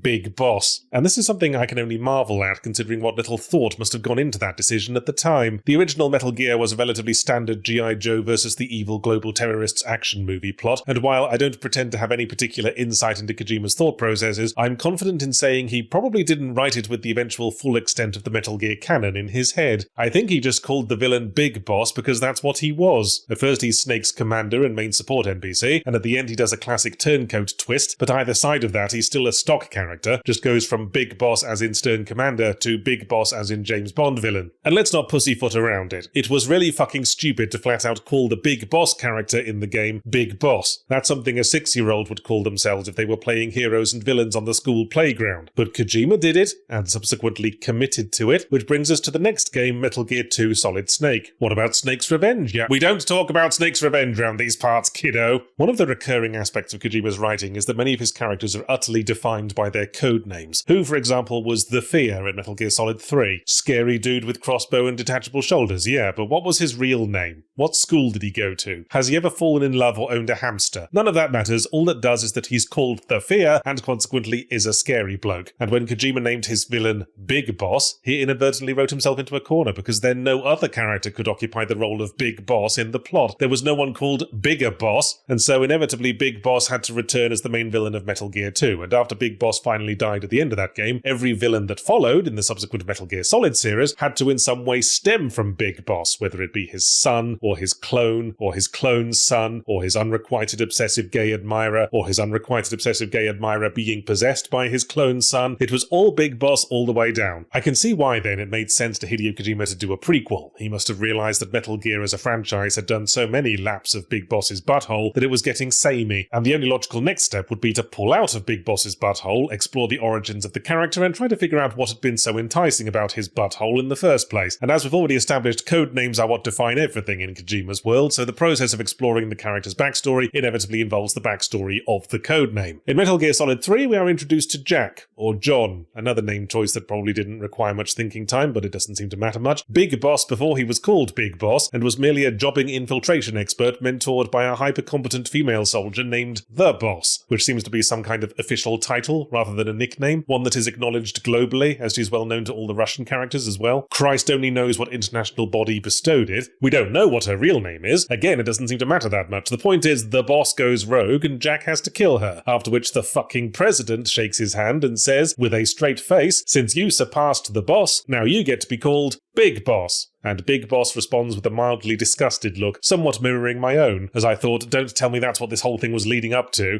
I have so many questions about The Boss. The series delves into her backstory a lot more than it does most of its characters, but everything we learn only raises further questions. She was the first person in space before Yuri Gagarin, but they hushed it up because... ? Oh, apparently because the mission went wrong and she almost didn't survive, and the American government ceded the glory that would come from the first manned space mission because they were afraid of coming across like a bunch of fuck-ups. Boy, have I got bad news for you, American government. Also, The Boss fought on the front lines of the Normandy landings when she was, checks the dates, 19 years old, and gave birth on the battlefield, but then they took the baby away, they being the omnipresent group of powerful dudes who secretly run the world, called the Patriots or the Philosophers at various points in the series, whose mysterious agenda is second only to nanomachines when it comes to being used to hastily spackle plot holes. Why and how did the Philosophers take her baby away? Who knows? Actually, more pertinent question, why was a heavily pregnant woman leading the Normandy landings in the first place? I know a lot of people praised MGS3 for the emotional impact of the final battle with the boss, but frankly, I just can't take her seriously. Listening to her backstory is like listening to one of those pathological liars you went to school with. Yeah, I fought in the Second World War, actually, and basically won the whole thing, but it was in a secret unit, so you won't have heard of it, and I was so good at soldiering, they made up a whole new title just for me, and I was pregnant and gave birth, but you can't see the baby because they took him away, because I'm just so good at soldiering, they didn't want me to stop. And the father was my super hot boyfriend who can levitate and talk to dead people, but you can't meet him because he goes to a different school, and also I shot him in the face. So the character is ridiculous, but that's by the standards of actual human beings rather than entities conjured purely to act as functionaries for the plot. Basically, every game that followed MGS3 is about all the ways Big Boss and his contemporaries tie themselves in knots over what the boss would have wanted, and everything goes to shit because the boss was such a vaguely defined character that what she actually wanted is severely open to interpretation. The boss is a prop, a character with no function except to embody this concept of a perfect, self-sacrificing mentor to motivate Big Boss, brought into existence for the sole purpose of establishing why Big Boss is important, and the reason Big Boss was important in the first place is because he was named Big Boss.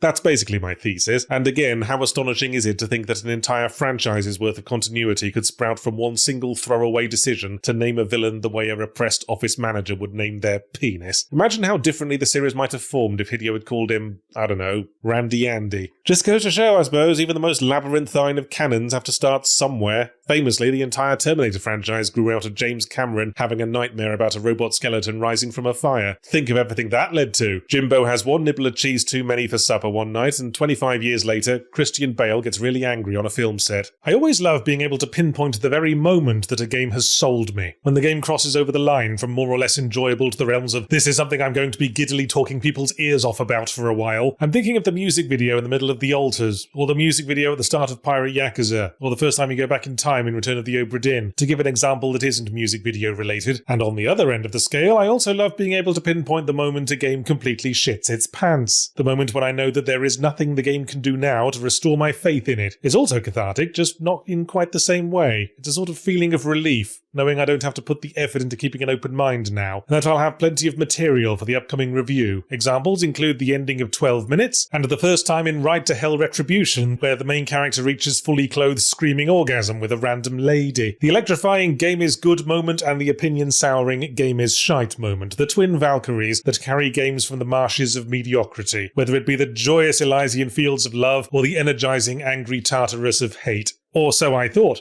Until recently, I thought a game could only ever go to one or the other, but Hollow Knight Silksong is something unprecedented, a game with both an elevating moment and a condemning moment, and they're both in Act 2 of the game. I have a sneaking suspicion that some of you may already have predicted the two moments I have in mind. The first one, the good one, the bit that really made me take a step back and go, wow, I officially like this game, was of course a boss fight around the beginning of Act 2. Let's all say it together. 3, 2, 1, the Cogwork Dancers. We as Hornet penetrate to the heart of a weird, forbidding techno cathedral where we can't help noticing we've been fighting a lot of mechanical enemies for the first time. Background storytelling. And the first major boss fight we run into is between two identical robot, I want to say, praying mantises, who proceed to jump around the room in a regular rhythm, always telegraphing the direction they're about to move in with a glowing line. You might have guessed from the first paragraph of this essay that I'm a sucker for a game successfully integrating gameplay with music, and there's something automatically spellbinding about the way the dancers rhythmically move in time with the beat, and it does a lot to enforce the clockwork theme running through everything. It's not a particularly difficult boss fight. I mean, figuring out how to read incoming attacks is most of the job in Souls-like boss fights, and these fuckers do all the work for you, telegraphing everything so hard they might as well be using loudhailers. But it does get harder in the second and third phase. For the second phase, the dancers return to their charge stations for a second, and then the gears speed up and they fight exactly as before, but on double time. So you've got to shake a leg to get out of their way. And then in the third phase, they stop moving simultaneously. One moves on the beat and the other on the offbeat. So now you're reacting to one thing at a time, but twice as fast. And things did start getting proper hairy then. It was always the offbeats that fucked me up in Guitar Hero. But by keeping my focus, I got through the third phase when one of the two dancers obligingly died. And I was standing there waiting for my pat on the head when the remaining dancer returned to their station and then started shaking like they were about to come out again. Oh, bullshit. Don't tell me there's a fourth phase, I cried aloud. 3's the magic number, fuckface. Nobody tells Englishmen, Irishmen, Scotsmen and Welshmen jokes. But then the surviving robot comes out and its movement patterns haven't changed. It continues what it was doing in the last round, except by itself. It does all the moves for the routines that require two of them, but with the other conspicuously missing. And the subsequent battle was consequently much easier, with just one of them to worry about. But so easy it felt weirdly unsporting. It really emphasized the sense that we were in the middle of a giant machine, ticking away indifferently to us and our problems. And I also felt strangely bad, watching this machine keep going through the motions, not even aware that I had destroyed its partner. It evoked the idea that all the splendor that surrounded me was a hollow facade, still twitching and dancing with no real understanding of what it was doing. And I was an agent of destruction, forcing an unwanted dose of harsh reality upon the locals. So it was not only an interesting twist on the established gameplay, but a jolly compelling and understated moment of interactive narrative that assured me that I was in the safe hands of true artists. Now let's talk about the bit where everything fucked up. The thing about Souls-likes is that they're at their best sticking to one-on-one combat. The boss fights with huge weirdos are traditionally the centerpieces of such games. It's about focusing on one enemy, watching for their tells and reacting accordingly, sort of the diametric opposite of Dynasty Warriors. While Souls-likes frequently do have you fight more than one dude at a time, they have to be very careful about how they do it. The Cogwork Dancers is a perfect example. It's practically based entirely around there being two of them. There's a reason Ornstein and Smaug is the most notorious boss fight in vanilla Dark Souls. The simple addition of having to worry about a second dude and their tells makes the fight exponentially more complicated, in accordance with the square cube law. And boss fights are also traditionally opportunities to enjoy a little splash of character and gameplay design that's an interesting break from the day-to-day mob fighting. As such, most players react poorly to something that's presented as a boss fight but is actually just a multitude of standard dudes. Dark Souls 2 has a few of these: Prowling Magus, Royal Rat Vanguard, the Gank Squad with the 3 lads, and without wishing to draw too fine a line, nobody likes them. Silksong has a bit of a Gank Squad problem. In virtually every area there's at least one bit where you're locked in a room and have to fight 3 or 4 rounds of 3 or 4 of the local standard mobs, and it is a pain in the arse because the process of making careful reactions and watching for tells that drives the normal boss fights is replaced with so many different potential scenarios for who's going where and when that it's practically total chaos. But I was putting up with it. I mean, if each part of the game wants to have a little showcase of its dudes like it's entering the Eurovision Song Contest, fine. At least we get plenty of practice fighting standard mobs. But then comes the second act. After defeating the Cogwork Dancers, we're required to gather 3 components of a song. One behind a boss fight, one behind a puzzle and platforming gauntlet, and the final one is behind what seems at first to be another Gank Squad room. I was faced with 4 rounds of standard baddies and then a big mini-boss dude. Annoying already because I had to beat the 4 rounds of regular losers before I could even begin learning the tactics to use against the big lad, but I finally defeated him after a few attempts, only to be astonished when another round of standard enemies leapt in. Then a 6th, then a 7th. 10 fucking rounds, concluding with having to fight 2 of the mini-boss from round 5.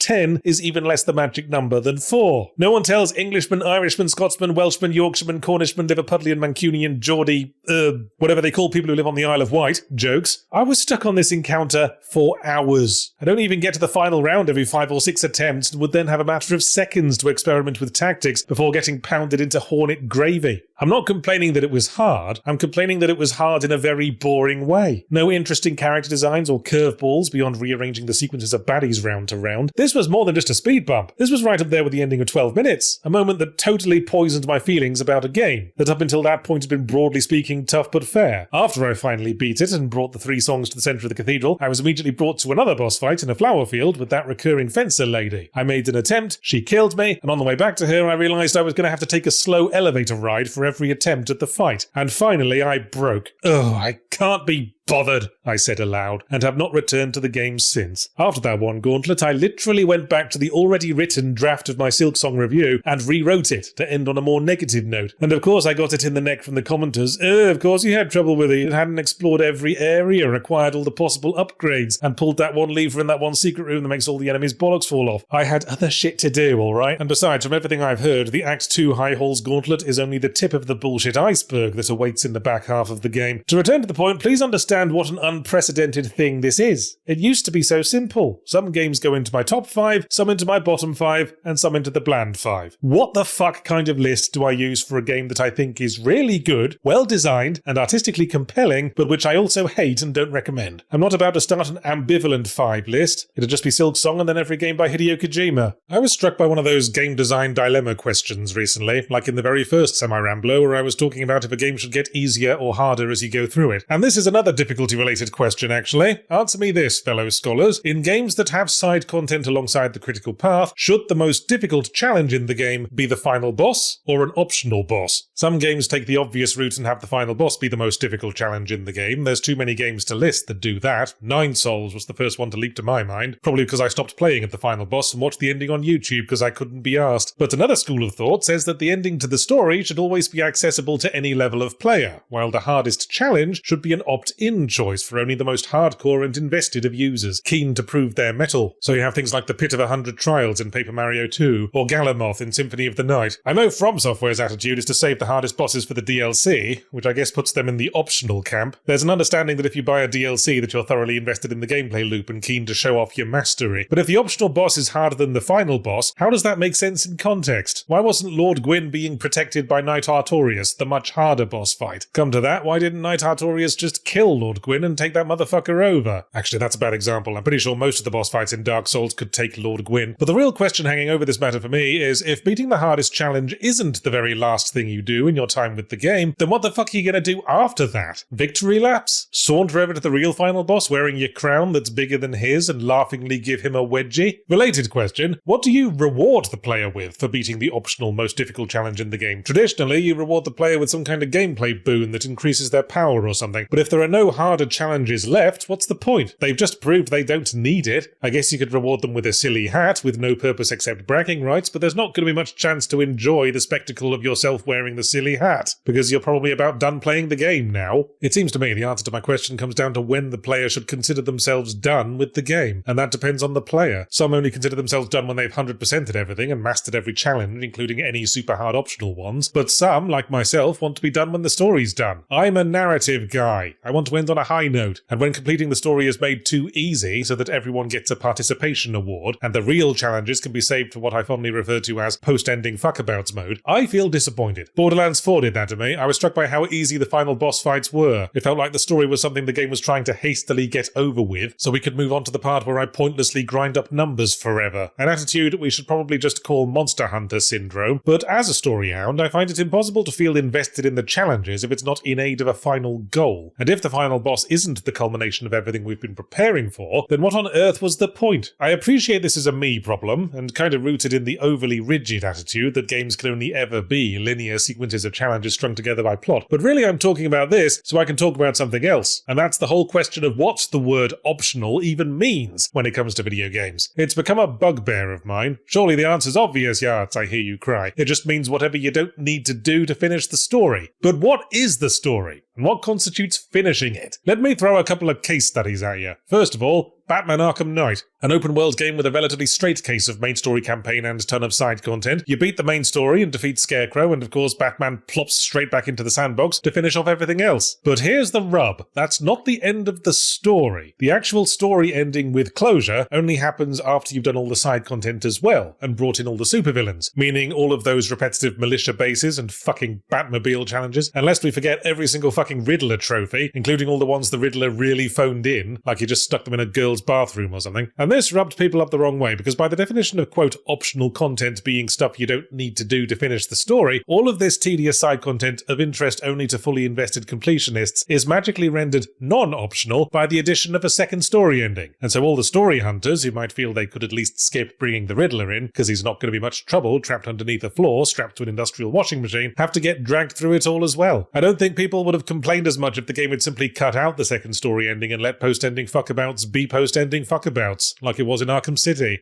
Second case study, a more recent one, Silent Hill F. In Silent Hill F, you play through a linear story and then the story ends, but the ending is terrible and provides no closure for the journey up to that point. And it turns out that this is only the mandatory ending for the first playthrough, and in subsequent playthroughs you can fulfill certain criteria to get different endings. And even then, the only way to get the one ending with closure that resolves the plot is on the third or fourth playthrough. So my question is, which of these endings is the one that officially marks the end of non-optional content? If the first, we're stuck with a shit ending. If the last, we are apparently obliged to play through the entire game 3 times. And I don't want to do that. I'd get bored. So you can see there are flaws and blurred lines in the accepted definitions of optional versus critical path. I'd like to propose, games industry, that we cut the word optional from our vocabularies, at least where game design is concerned. Because here's the thing. Hard as this might be to believe, if you spend any time in the communities for games like Dota 2 or EVE Online, video games are still a thing that we, broadly speaking, do for fun. In other words, playing a video game at all is optional, and what is and is not going to be engaged with can only be decided by the individual player. There's a tendency for devs and supporters to use the word optional as a crutch. Oh, it doesn't matter that the difficulty of this specific challenge is balanced for shit, it's optional. Oh, you've no right to complain that this side quest is boring, grindy and repetitive because it's optional. Well, I don't accept that. Just eat around the parts you don't like doesn't hold sway with me, because the fact of those parts' existence excludes the existence of something else. You could have had something fun instead, or cut it entirely and spent the effort involved on making the rest of the game better. Going forward, can we all make the assumption that if something is in a game, it was put there with the overt expectation on the creator's part that the player would engage with it? Feels weird that that needs to be said, actually. You don't get to put a bucket of sick on the buffet table and then call me the asshole for complaining that the avocado dip tastes weird. Well, it's officially spooky season, and with a new Silent Hill installment having recently blundered unwittingly into the fog-shrouded nightmare realm of popular discourse, I've got the franchise on my mind. Specifically, I thought I should write down some thoughts about Silent Hill 1. You may have heard that after not completely shitting the bloodstained hospital bed remaking Silent Hill 2, Bloober team have moved on to a Silent Hill 1 remake, which in a logical world they would have started with, but I think we all know we left the logical world behind a long time ago. It's not just numerical consistency that means starting with 1 would have made more sense. I believe I said in my review of the SH2 make that Silent Hill 1 is the game that would actually benefit from being remade for much the same reason I was behind the Resident Evil 2 remake, but not the Resident Evil 4 remake. It's because in these cases the originals were janky 32-bit PS1 games, and their gameplay narrative and overall intention were held back by the technical limitations of the day. That said, this also means Bloober team are going to have to do a hell of a lot more work when they can't just more or less copy what Silent Hill 2 did, so there's all the more chance of them fucking it up, which is always fun. I feel like I don't talk about Silent Hill 1 much. I haven't retro-reviewed it, probably because it is pretty enormously overshadowed by its immediate sequel being, oh not much, just the best psychological horror game ever made. Silent Hill 2's plot being completely disconnected from that of the original means Silent Hill 1 doesn't retrospectively benefit much from establishing the legacy. You don't need to play it to get caught up. Silent Hill 3 is the only game in the franchise that directly follows on from the plot of Silent Hill 1, and I've long held that game to be overrated, but that's a video essay for another Halloween. We shouldn't dismiss Silent Hill 1. Obviously the tech has aged badly as only first generation 3D can. The plot's full of B-movie cheese, the writing and voice acting is awkward and cringy, and not in that semi-intentional way of Silent Hill 2, but it did establish a lot of the important iconography of the franchise franchise, the fog, the dilapidated town, the radio, the creepy flesh monsters, the exploring of the semi-open world giving way to enclosed dungeons full of puzzles and poorly signposted fire exits. Hell, the opening sequence is classic. Go down foggy alleyway, turn a corner, abandoned wheelchair, turn another corner, bloodstained gurney, one last turn, rusty nightmare world, bloody corpse killed by monsters. That is more or less a visualized bullet-pointed list of Silent Hill as a concept.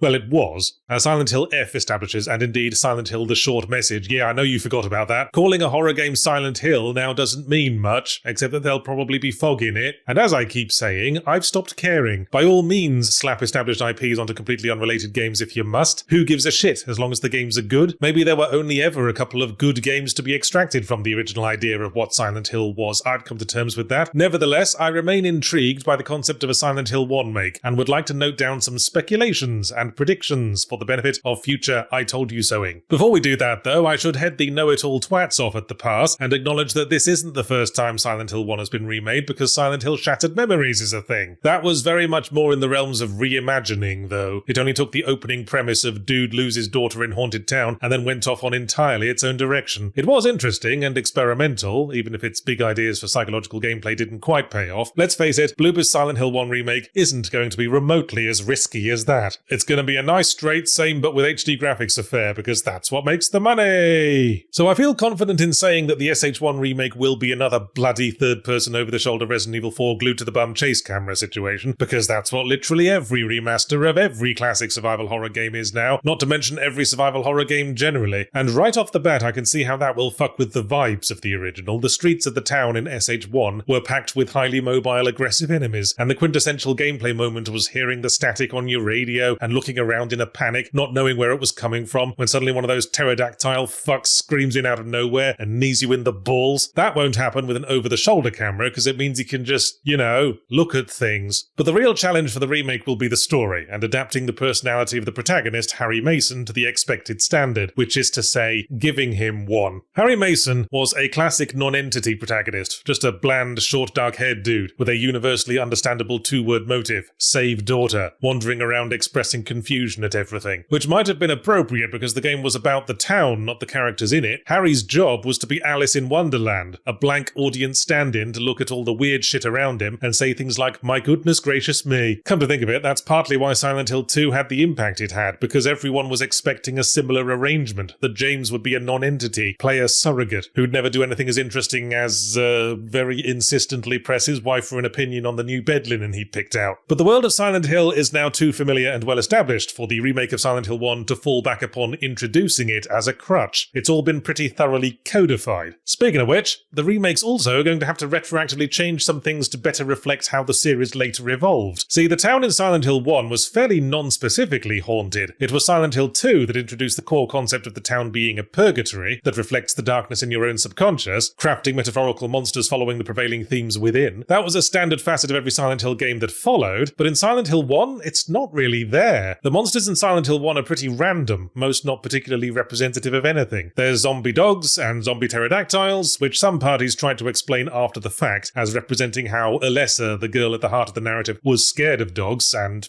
dinosaurs, which wasn't relevant to anything else in the plot. And also there's a giant butterfly boss because Alessa collected butterflies. Hang on, that's inconsistent. Are the monsters things Alessa was afraid of, or things that she liked? And where do the green lizards in the sewers come into this? The zombie nurse and doctor enemies are clearly being controlled by parasites. What's that all about? Are the parasites representative of Alessa's tendency to be clingy with people? But all the clever visual metaphors in the world can't do much about the aforementioned B-movie cheesiness of the plot. Silent Hill 1's plot hinges upon the existence of an evil cult secretly running the town that wants to summon a demon god to destroy the world. And I always think that plot device is inherently silly and messes with the verisimilitude. It raises so many further questions and relies on too many implied off-screen additional characters. How'd this cult get started? Why does it have so much influence? Typically, cults gain members and power by promising easy solutions and a better life, not world destroyed by demon god. Yes, they frame it more as God creating paradise, but are you telling me none of the rank and file members of the cult have looked at all the blood-smeared, twisted flesh monsters they worship and gone, hang on, how much of a paradise could it possibly be if I have to spend eternity smelling this dude? Yes, I know Silent Hill 3 addresses this. Shut up, I'm on a rant. And this cult has rich, influential members. Why the fuck would a doomsday cult attract people with actual investment in the world as it currently exists? In contrast, Silent Hill 2's plot plot works really well because there's only like 4 characters in it, and a straightforward explanation. Where'd all this horror come from? From your subconscious, matey boy. Thank you, no further questions. Anyway, those are all the thoughts I felt the need to get down. My overall point is that Silent Hill 1, while a good game, was only good by the standards of its time, and adapting it to modern sensibilities is going to take a lot more work and rejiggering than did its sequel. Perhaps on reflection it was wise of Bloober Team to start with Silent Hill 2. I just have this sense of foreboding about the eventual result, as Bloober Team are going to have to put in a lot of original thinking, and Bloober Team, with free rein to express their own ideas, has historically not ended well. It's like giving a gun to a chimp, and in the case of The Medium, abruptly cutting to end credits the moment it successfully fires it. Some of my viewers have this idea they can predict what my semi-rams are going to be about based on what I say in my fully rams, and it disappoints me to prove them right. I try to live up to the image of the unpredictable devil-may-care bad boy, but for those of you who commented on my Ghost of Yahtzee review saying they assume I'll soon be doing a semi-ram on the subject of cutscene incompetence, congratulations. Here it is, have a fucking biscuit. Cutscene incompetence meaning the infuriating tendency of certain video game player characters to mysteriously lose all the effectiveness they routinely demonstrate in regular gameplay the moment it would be inconvenient for the rigidly linear plot. Ghost of Yahtzee suffers a lot from this. Over and over again does the main character Atsu cross paths with the masked Gits upon whom she has sworn revenge, and over again does she miss the opportunity to kill them because cutscene Atsu was in charge, when at all other times gameplay Atsu only needs close range, line of sight and a convenient patch of untended grass to get a guaranteed kill. I mentioned a particularly egregious moment when we're literally above the main villain, undetected, with an assassinate prompt floating over his head, and yet Atsu misses the stab for no clear reason, when in gameplay she's perfectly capable of making standing 10-foot leaps to insta-kill far beefier targets. I'm not stupid. The plot had made it abundantly clear that the story was over when this dude died, and a single press of the contextual assassinate button hardly smacked of a final boss fight. Plus, multiple characters hadn't resolved their arcs yet, but for what it's worth, that did mean the game had a chance to surprise me. Let me kill the twat, then reveal after the fact that he had some kind of justification, have his vengeful family come after us, just as we went after him, and force Atsu to confront her own actions now she's lost the moral high ground. Sadly not. Instead, the game insults my intelligence by trying to get me to think this was going to go like a normal assassination, something I did not believe for a second, and then pulled the rug out, tacitly crowing that it had tricked me with its clever subterfuge. But it hadn't. It had basically pushed me down onto a whoopee cushion that I had easily spotted, and then laughed at me for falling for their prank. Another classic example is that one bit in Far Cry New Dawn, where before you walk into a room to confront the main villains, the villains in question tell you to drop all your guns and handcuff yourself to the ceiling. And instead of letting us say, "That's a big piss off from me, good buddy," the only way to progress is to press the contextual button prompt to do exactly as they say. And of course it ends very poorly for us, because what the fuck would you expect? This sort of thing is frustrating for players because in essence, gameplay is about making appropriate responses to incoming signals, and this is taking away our ability to make the appropriate response. By all means, trap the player, ambush the player, but if they see the ambush coming and aren't permitted to prepare or change course, then that breaks the tacit contract of video games that the player can succeed as long as they're skilled or smart enough. Perhaps talking about this in terms of success and failure is confusing because from the game's point of view, the player is succeeding by getting to the next bit of the plot, even if it's presented as the protagonist fucking up. So when you get right down to it, cutscene idiocy is a framing problem. It's kissing cousin to the frustration of winning a boss fight and then the boss defeating the protagonist anyway in the ensuing cutscene. It makes one wonder why we should bother to try, and raises the question of why dying at any point during the fight wouldn't have had the same result. On the other side of the coin is the related issue of cutscene overcompetence, wherein the protagonist demonstrates skill and hardiness that is unavailable to the player in standard gameplay. We might as well just call that Devil May Cry syndrome, because Dante from those games can never get through a new weapon introduction without getting impaled on it at least once, and at all other times carks it pretty easily from all the standard methods. The problem with this kind of thing is that it makes the player feel like the passenger rather than the driver of the train. Why are we stuck with the boring old light attack, heavy attack, dodge, parry, double jump routine when cutscene Dante seems to be having a hell of a lot more fun than us? I wonder if this is what led to the practice of the in-cutscene QuickTime event, where we're given a token button press to keep the exciting action sequence going. But those always make me feel condescended to, like when a fireman lets a small child hold the hose for a second and wear the big red hat. Both cutscene incompetence and cutscene overcompetence are examples of ludonarrative I threw up a little bit in my mouth trying to say that we might group together under the heading of player-protagonist disconnect. But I want to stress that that's not something one should always avoid. In fact, if your protagonist has any characterization at all, their personality will be expressed entirely in the gap between them and the player. A deliberate surgical use of player-protagonist disconnect is a very effective tool in interactive narrative. It's surprising for the player when their character appears to deliberately defy them, and that being the case, it can be leveraged for both comedy and horror. I think I've mentioned before that the Monkey Island games had a recurring gag where we, the player, would choose some kind of bold, potentially antagonistic dialogue line, but Guybrush would overrule us, wimp out and say something neutral to emphasize that he's too much of a coward to follow through on his initial thought. Then there's the gag at the start of Portal 2, where Wheatley is checking to see if we're brain damaged, and the prompt press space to say apple comes up, and of course all it does is make you jump. Player-protagonist disconnect can also be used to make a character more compelling. The example that's leaping to mind for me now is Silent Hill 2. Aha, just kidding. See, I don't have to bring that game up every bloody week. I was actually thinking of Nine Souls. Yeah, didn't see that coming, did ya? In Nine Souls, protagonist Yi spends most of his time dutifully playing the part of the taciturn determined badass type, usually called for by an action revenge fest, but you can tell from the start that there's a lot going on upstairs we don't know about. He's not a young Kratos-style mindless destructor. He's got plans. The defining moment of the game for me is the Gumang boss fight. She's this evil bat lady who's using technology to mind control people with the usual classist justifications, and Yi makes the usual mouth noises, how could you do this, freedom is sacred, etc. But the boss fight ends with Yi fucking hacking Gumang's legs off, leaving her wide-eyed and twitching on the floor. Then, after she makes a stock, oh how could you have defeated my perfection sort of speech, Yi coldly and determinedly walks up and forces her into one of her own slave collars, leaving her alive with no legs in a permanent brain-suppressed hell. And I was like, fuck, I didn't tell you to do that, Yi, you ruthless son of a bitch. But his character became so much more interesting for it, as I'm forced to wonder if he's really in the right here, in a way I wouldn't if I was dealing with a protagonist who just does what they're told and is more or less blandly in favour of doing the right thing. So, what makes that, in my mind, a valid use of player-protagonist disconnect, in contrast to what was going on with Atsu in the Ghost of Yotei example? Well, the obvious difference is that Nine Souls takes control from us so that Yi can have a moment that defines his personality and make him a stronger character, whereas in Ghost of Yotei, control is taken from us so that Atsu can fuck up, like a great big doofus, which doesn't really gel with the rest of her character arc. It reminds me of all those times the floor just randomly collapses under Nathan Drake or Lara Croft for no clear reason, adding who knows how many hours onto the playtime just to get back to where we already were. It never fails to frustrate because it feels like the game's wasting our time, even if it is preordained by the critical path. So, would Atsu's big fuck-up have been improved if it were because of a conscious decision she was making, something that might add to her character? Like if she aborted the stab at the last minute because she noticed the guy was wearing a baby harness or something. Maybe. It might come across as hypocritical, considering all the orphans she's already created by this point in the game. Or just don't have the guy in a vulnerable position in the first place because he's too smart. I don't know, there's probably a lot of options. And ultimately, I guess the final point to take away from this video is be less shit at writing games. You hear that, industry? You know all that shit writing you do? Well, do less of it. You're welcome. Please subscribe to the channel for more searing insights. One of the questions I'm frequently asked, as an indie game developer who also reviews AAA games, is what I would create if I was given a AAA budget and development team. Well, the first thing I'd create is a new high-interest savings account, into which I would put all of the AAA budget, then I would fire the development team, and go back to making solo indie games. There was a time when the thought of making AAA games held a certain appeal, but I've come to realise that indie game dev is where I want to be, because I find it creatively fulfilling, in a way I doubt I would find working as part of a 100-person dev team, even if I was in creative control. What I love about game dev is the process of having an idea and bringing it to life in front of me like a mad god. And that's easy to do in an indie game. Plonk together a sprite, stick it in Game Maker, add some code, run the build, voila! An indistinct blobby thing that goes up and down when you press buttons. I found myself wondering the other day precisely how that works in the AAA realm of today. Just the fundamental process of coming up with an idea and seeing it realised. Now, I've only ever worked on the fringes of AAA, some contract work here and there. I punched up some dialogue for Watch Dogs Legion, but apparently my contribution wasn't enough to justify putting my name in the credits, and believe me, I bloody well checked. So needing the perspective of a AAA professional to satisfy my curiosity, I hit up Tina from DevHeads, who has been all the way up in the AAA weeds in her time, and I asked her the following question. If a high-level designer on a AAA project decided on a whim that a certain NPC in one part of the game needed to be, say, eating a bag of chips, what would be the process of making that happen, and how many people would be involved? And Tina's reply was very detailed, very helpful, and quite enlightening. The first thing that would need to happen, as is so often the case in the corporate world, is a meeting. The designer's producer will schedule a meeting in which the designer can explain what they want done and when they want it done by. That meeting will include other department producers and possibly some art, tech, and animation guys. The way Tina explained it, this meeting will go down one of two ways, depending on how high level a designer we're talking about. If it's more a design by committee situation, then everyone will try to talk them into scaling the idea down as much as possible. We probably don't need full deformation physics on the bag of chips or animate the chips going into the mouth. Could we just have them hold the chips in front of them and play a crunching sound? Does it have to be be chips, come to that? Could they be sipping from a can of drink? That'd be easy. Or maybe they could just be staring into space, dreaming of eating a bag of chips. That'd be even easier. Yes, I think we can all agree that's the best way forward. And so creative vision is once again murdered by a very earnest and civilized death of 1,000 cuts. Alternatively, if the designer has some weight to throw around, leadership may just go, all the bells and whistles fully animated exactly as described, surely it can't be that hard, get on it, chop chop. And all the art and tech guys nod and smile and go off feeling slightly nauseous. Let's assume it's the latter scenario. Assuming the game doesn't yet contain a bag of chips asset, the first job that needs doing is a piece of 2D concept art. Yet another producer will commission either an in-house or outsourced artist, and they'll draw up a nice picture of a bag of chips, complete with logo and package information. That will need a rubber stamp from whoever's in charge of keeping the game's visual style consistent, and then another rubber stamp from the legal department, when they've ascertained it doesn't too closely resemble an existing brand. That's best case scenario. Alternatively, somebody might say, hey, why don't we try to sell this as product placement to an actual brand? In which case, this is going to add another boatload of people to the email chain, including the brand stakeholders' own legal and marketing teams, who will want to make sure the bag is being depicted in accordance with their style guide, and that the NPC eating the chips isn't a serial killer or something. And then, what if we want to sell the game in regions where this particular brand of chips isn't available? Now we need the global localization and legal teams on board to get a different brand deal for every part of the world. So once that's sorted out, we can finally get the art team to make a 3D bag of chips prop with some backing and forthing over how close the player's going to get to this thing, and therefore how high quality the texture needs to be. Then the 3D asset gets okayed by someone at tech before getting shunted along the conveyor belt to the animation team. Now hopefully the bag itself doesn't need to animate much, but the NPC eating the chips certainly does, and for that we're going to have to mocap. But assuming the studio already has a mocap studio set up, this might be relatively easy, certainly more so than animating by hand. All you'd have to do is schedule a time to use the mocap stage and make sure all the relevant engineers and cleanup artists are on hand, not to mention the actor. Might as well get some audio guys to record the sound of the actor eating the chips as well for authenticity's sake. But after all that, it'd be pretty easy to just grab a bag of chips from the cafeteria, glue on some sensors, and away you go. Luckily, I didn't arbitrarily pick an action like playing a violin. Oh, hang on a sec. Maybe we've just realized this NPC hasn't thus far been required to talk or open their mouth. That means before the animation can be applied, they need to go to a character artist to model them up a mouth that can be opened, as well as their tongue, teeth, throat, etc. Then a tech artist needs to wriggle that up with bones, and a texture artist's going to spend some time staring at disquieting close-ups of the inside of somebody's mouth. And we also need a potato chip asset for the character to transfer from the bag to their mouth, so add that to somebody's schedule, and maybe some crumb particles that fly out as they eat, so we're bringing in the FX department as well. So now we've got a big box of assets, the model, the textures, the animations, the FX, the metadata, and the audio, and all of that goes to a designer, so they can finally rig it all up in the build with some appropriate scripting. But we're not done yet. The engineers on the performance team are going to have to take a look and assess how much impact this new addition is making on the memory budget. Once they're satisfied, it then goes to the QA team, who will do everything they can think of to fuck with the eating chips animation and report any bugs or glitches that might occur if, say, the player should happen to be standing on top of the NPC while they're trying to eat, poking them in the ear with a conductor's baton. And that'll about do it. Ready to ship. I asked Tina if she could put a rough number on how many individuals would have to contribute to this process in total, and she said easily 15 on the low end, assuming we're not going with the licensed brand name scenario. She also mentioned that if the NPC eating chips happens to be based on a celebrity, God knows why that would be the case, but hey, maybe it's a Hideo Kojima game, then that number would easily double. As I said, this was all very enlightening, and yet not entirely unexpected. The average dev time for a AAA game has grown to about 3 years, and now we can see why. It all seems so horribly bloated and inefficient, not to mention questionably necessary, considering it's in aid of a detail that a lot of players aren't even going to look at twice, because they're going to move straight on to looking for the highlighted objects in the room they can actually interact with. I know it's a hypothetical that I made up, but you know some process like this had to happen to make the horses go plop-plops in Red Dead Redemption 2. I hasten to add that this isn't necessarily universal. In fact, Tina made sure to tell me that it's not unheard of for designers to go rogue, scrap something together on the down low by themselves and put it in the build without going through the proper channels. This will probably stick out like a sore thumb, create a lot of work for everyone else, and get flagged by QA as a bug. And doesn't that say it all? Individual creative expression isn't a feature, it's a bug. So that's why, speaking as someone who loves making video games and wants to explore them as an art form, I no longer have any interest in working in a AAA environment. Frankly, it all sounds like some kind of ironic hell for people who actually want to express creativity, not being able to break wind without scheduling a production meeting to agree upon the best way forward for projecting flatus from our rectum. Really goes to show that you can't fix inefficiencies by throwing more money at them. Bitch, it's the extra money and resources that create the inefficiencies. When you remove all limitations, you remove all incentive to innovate, find clever solutions, streamline. Many hands do not make light work. It's not a fucking pie-eating contest.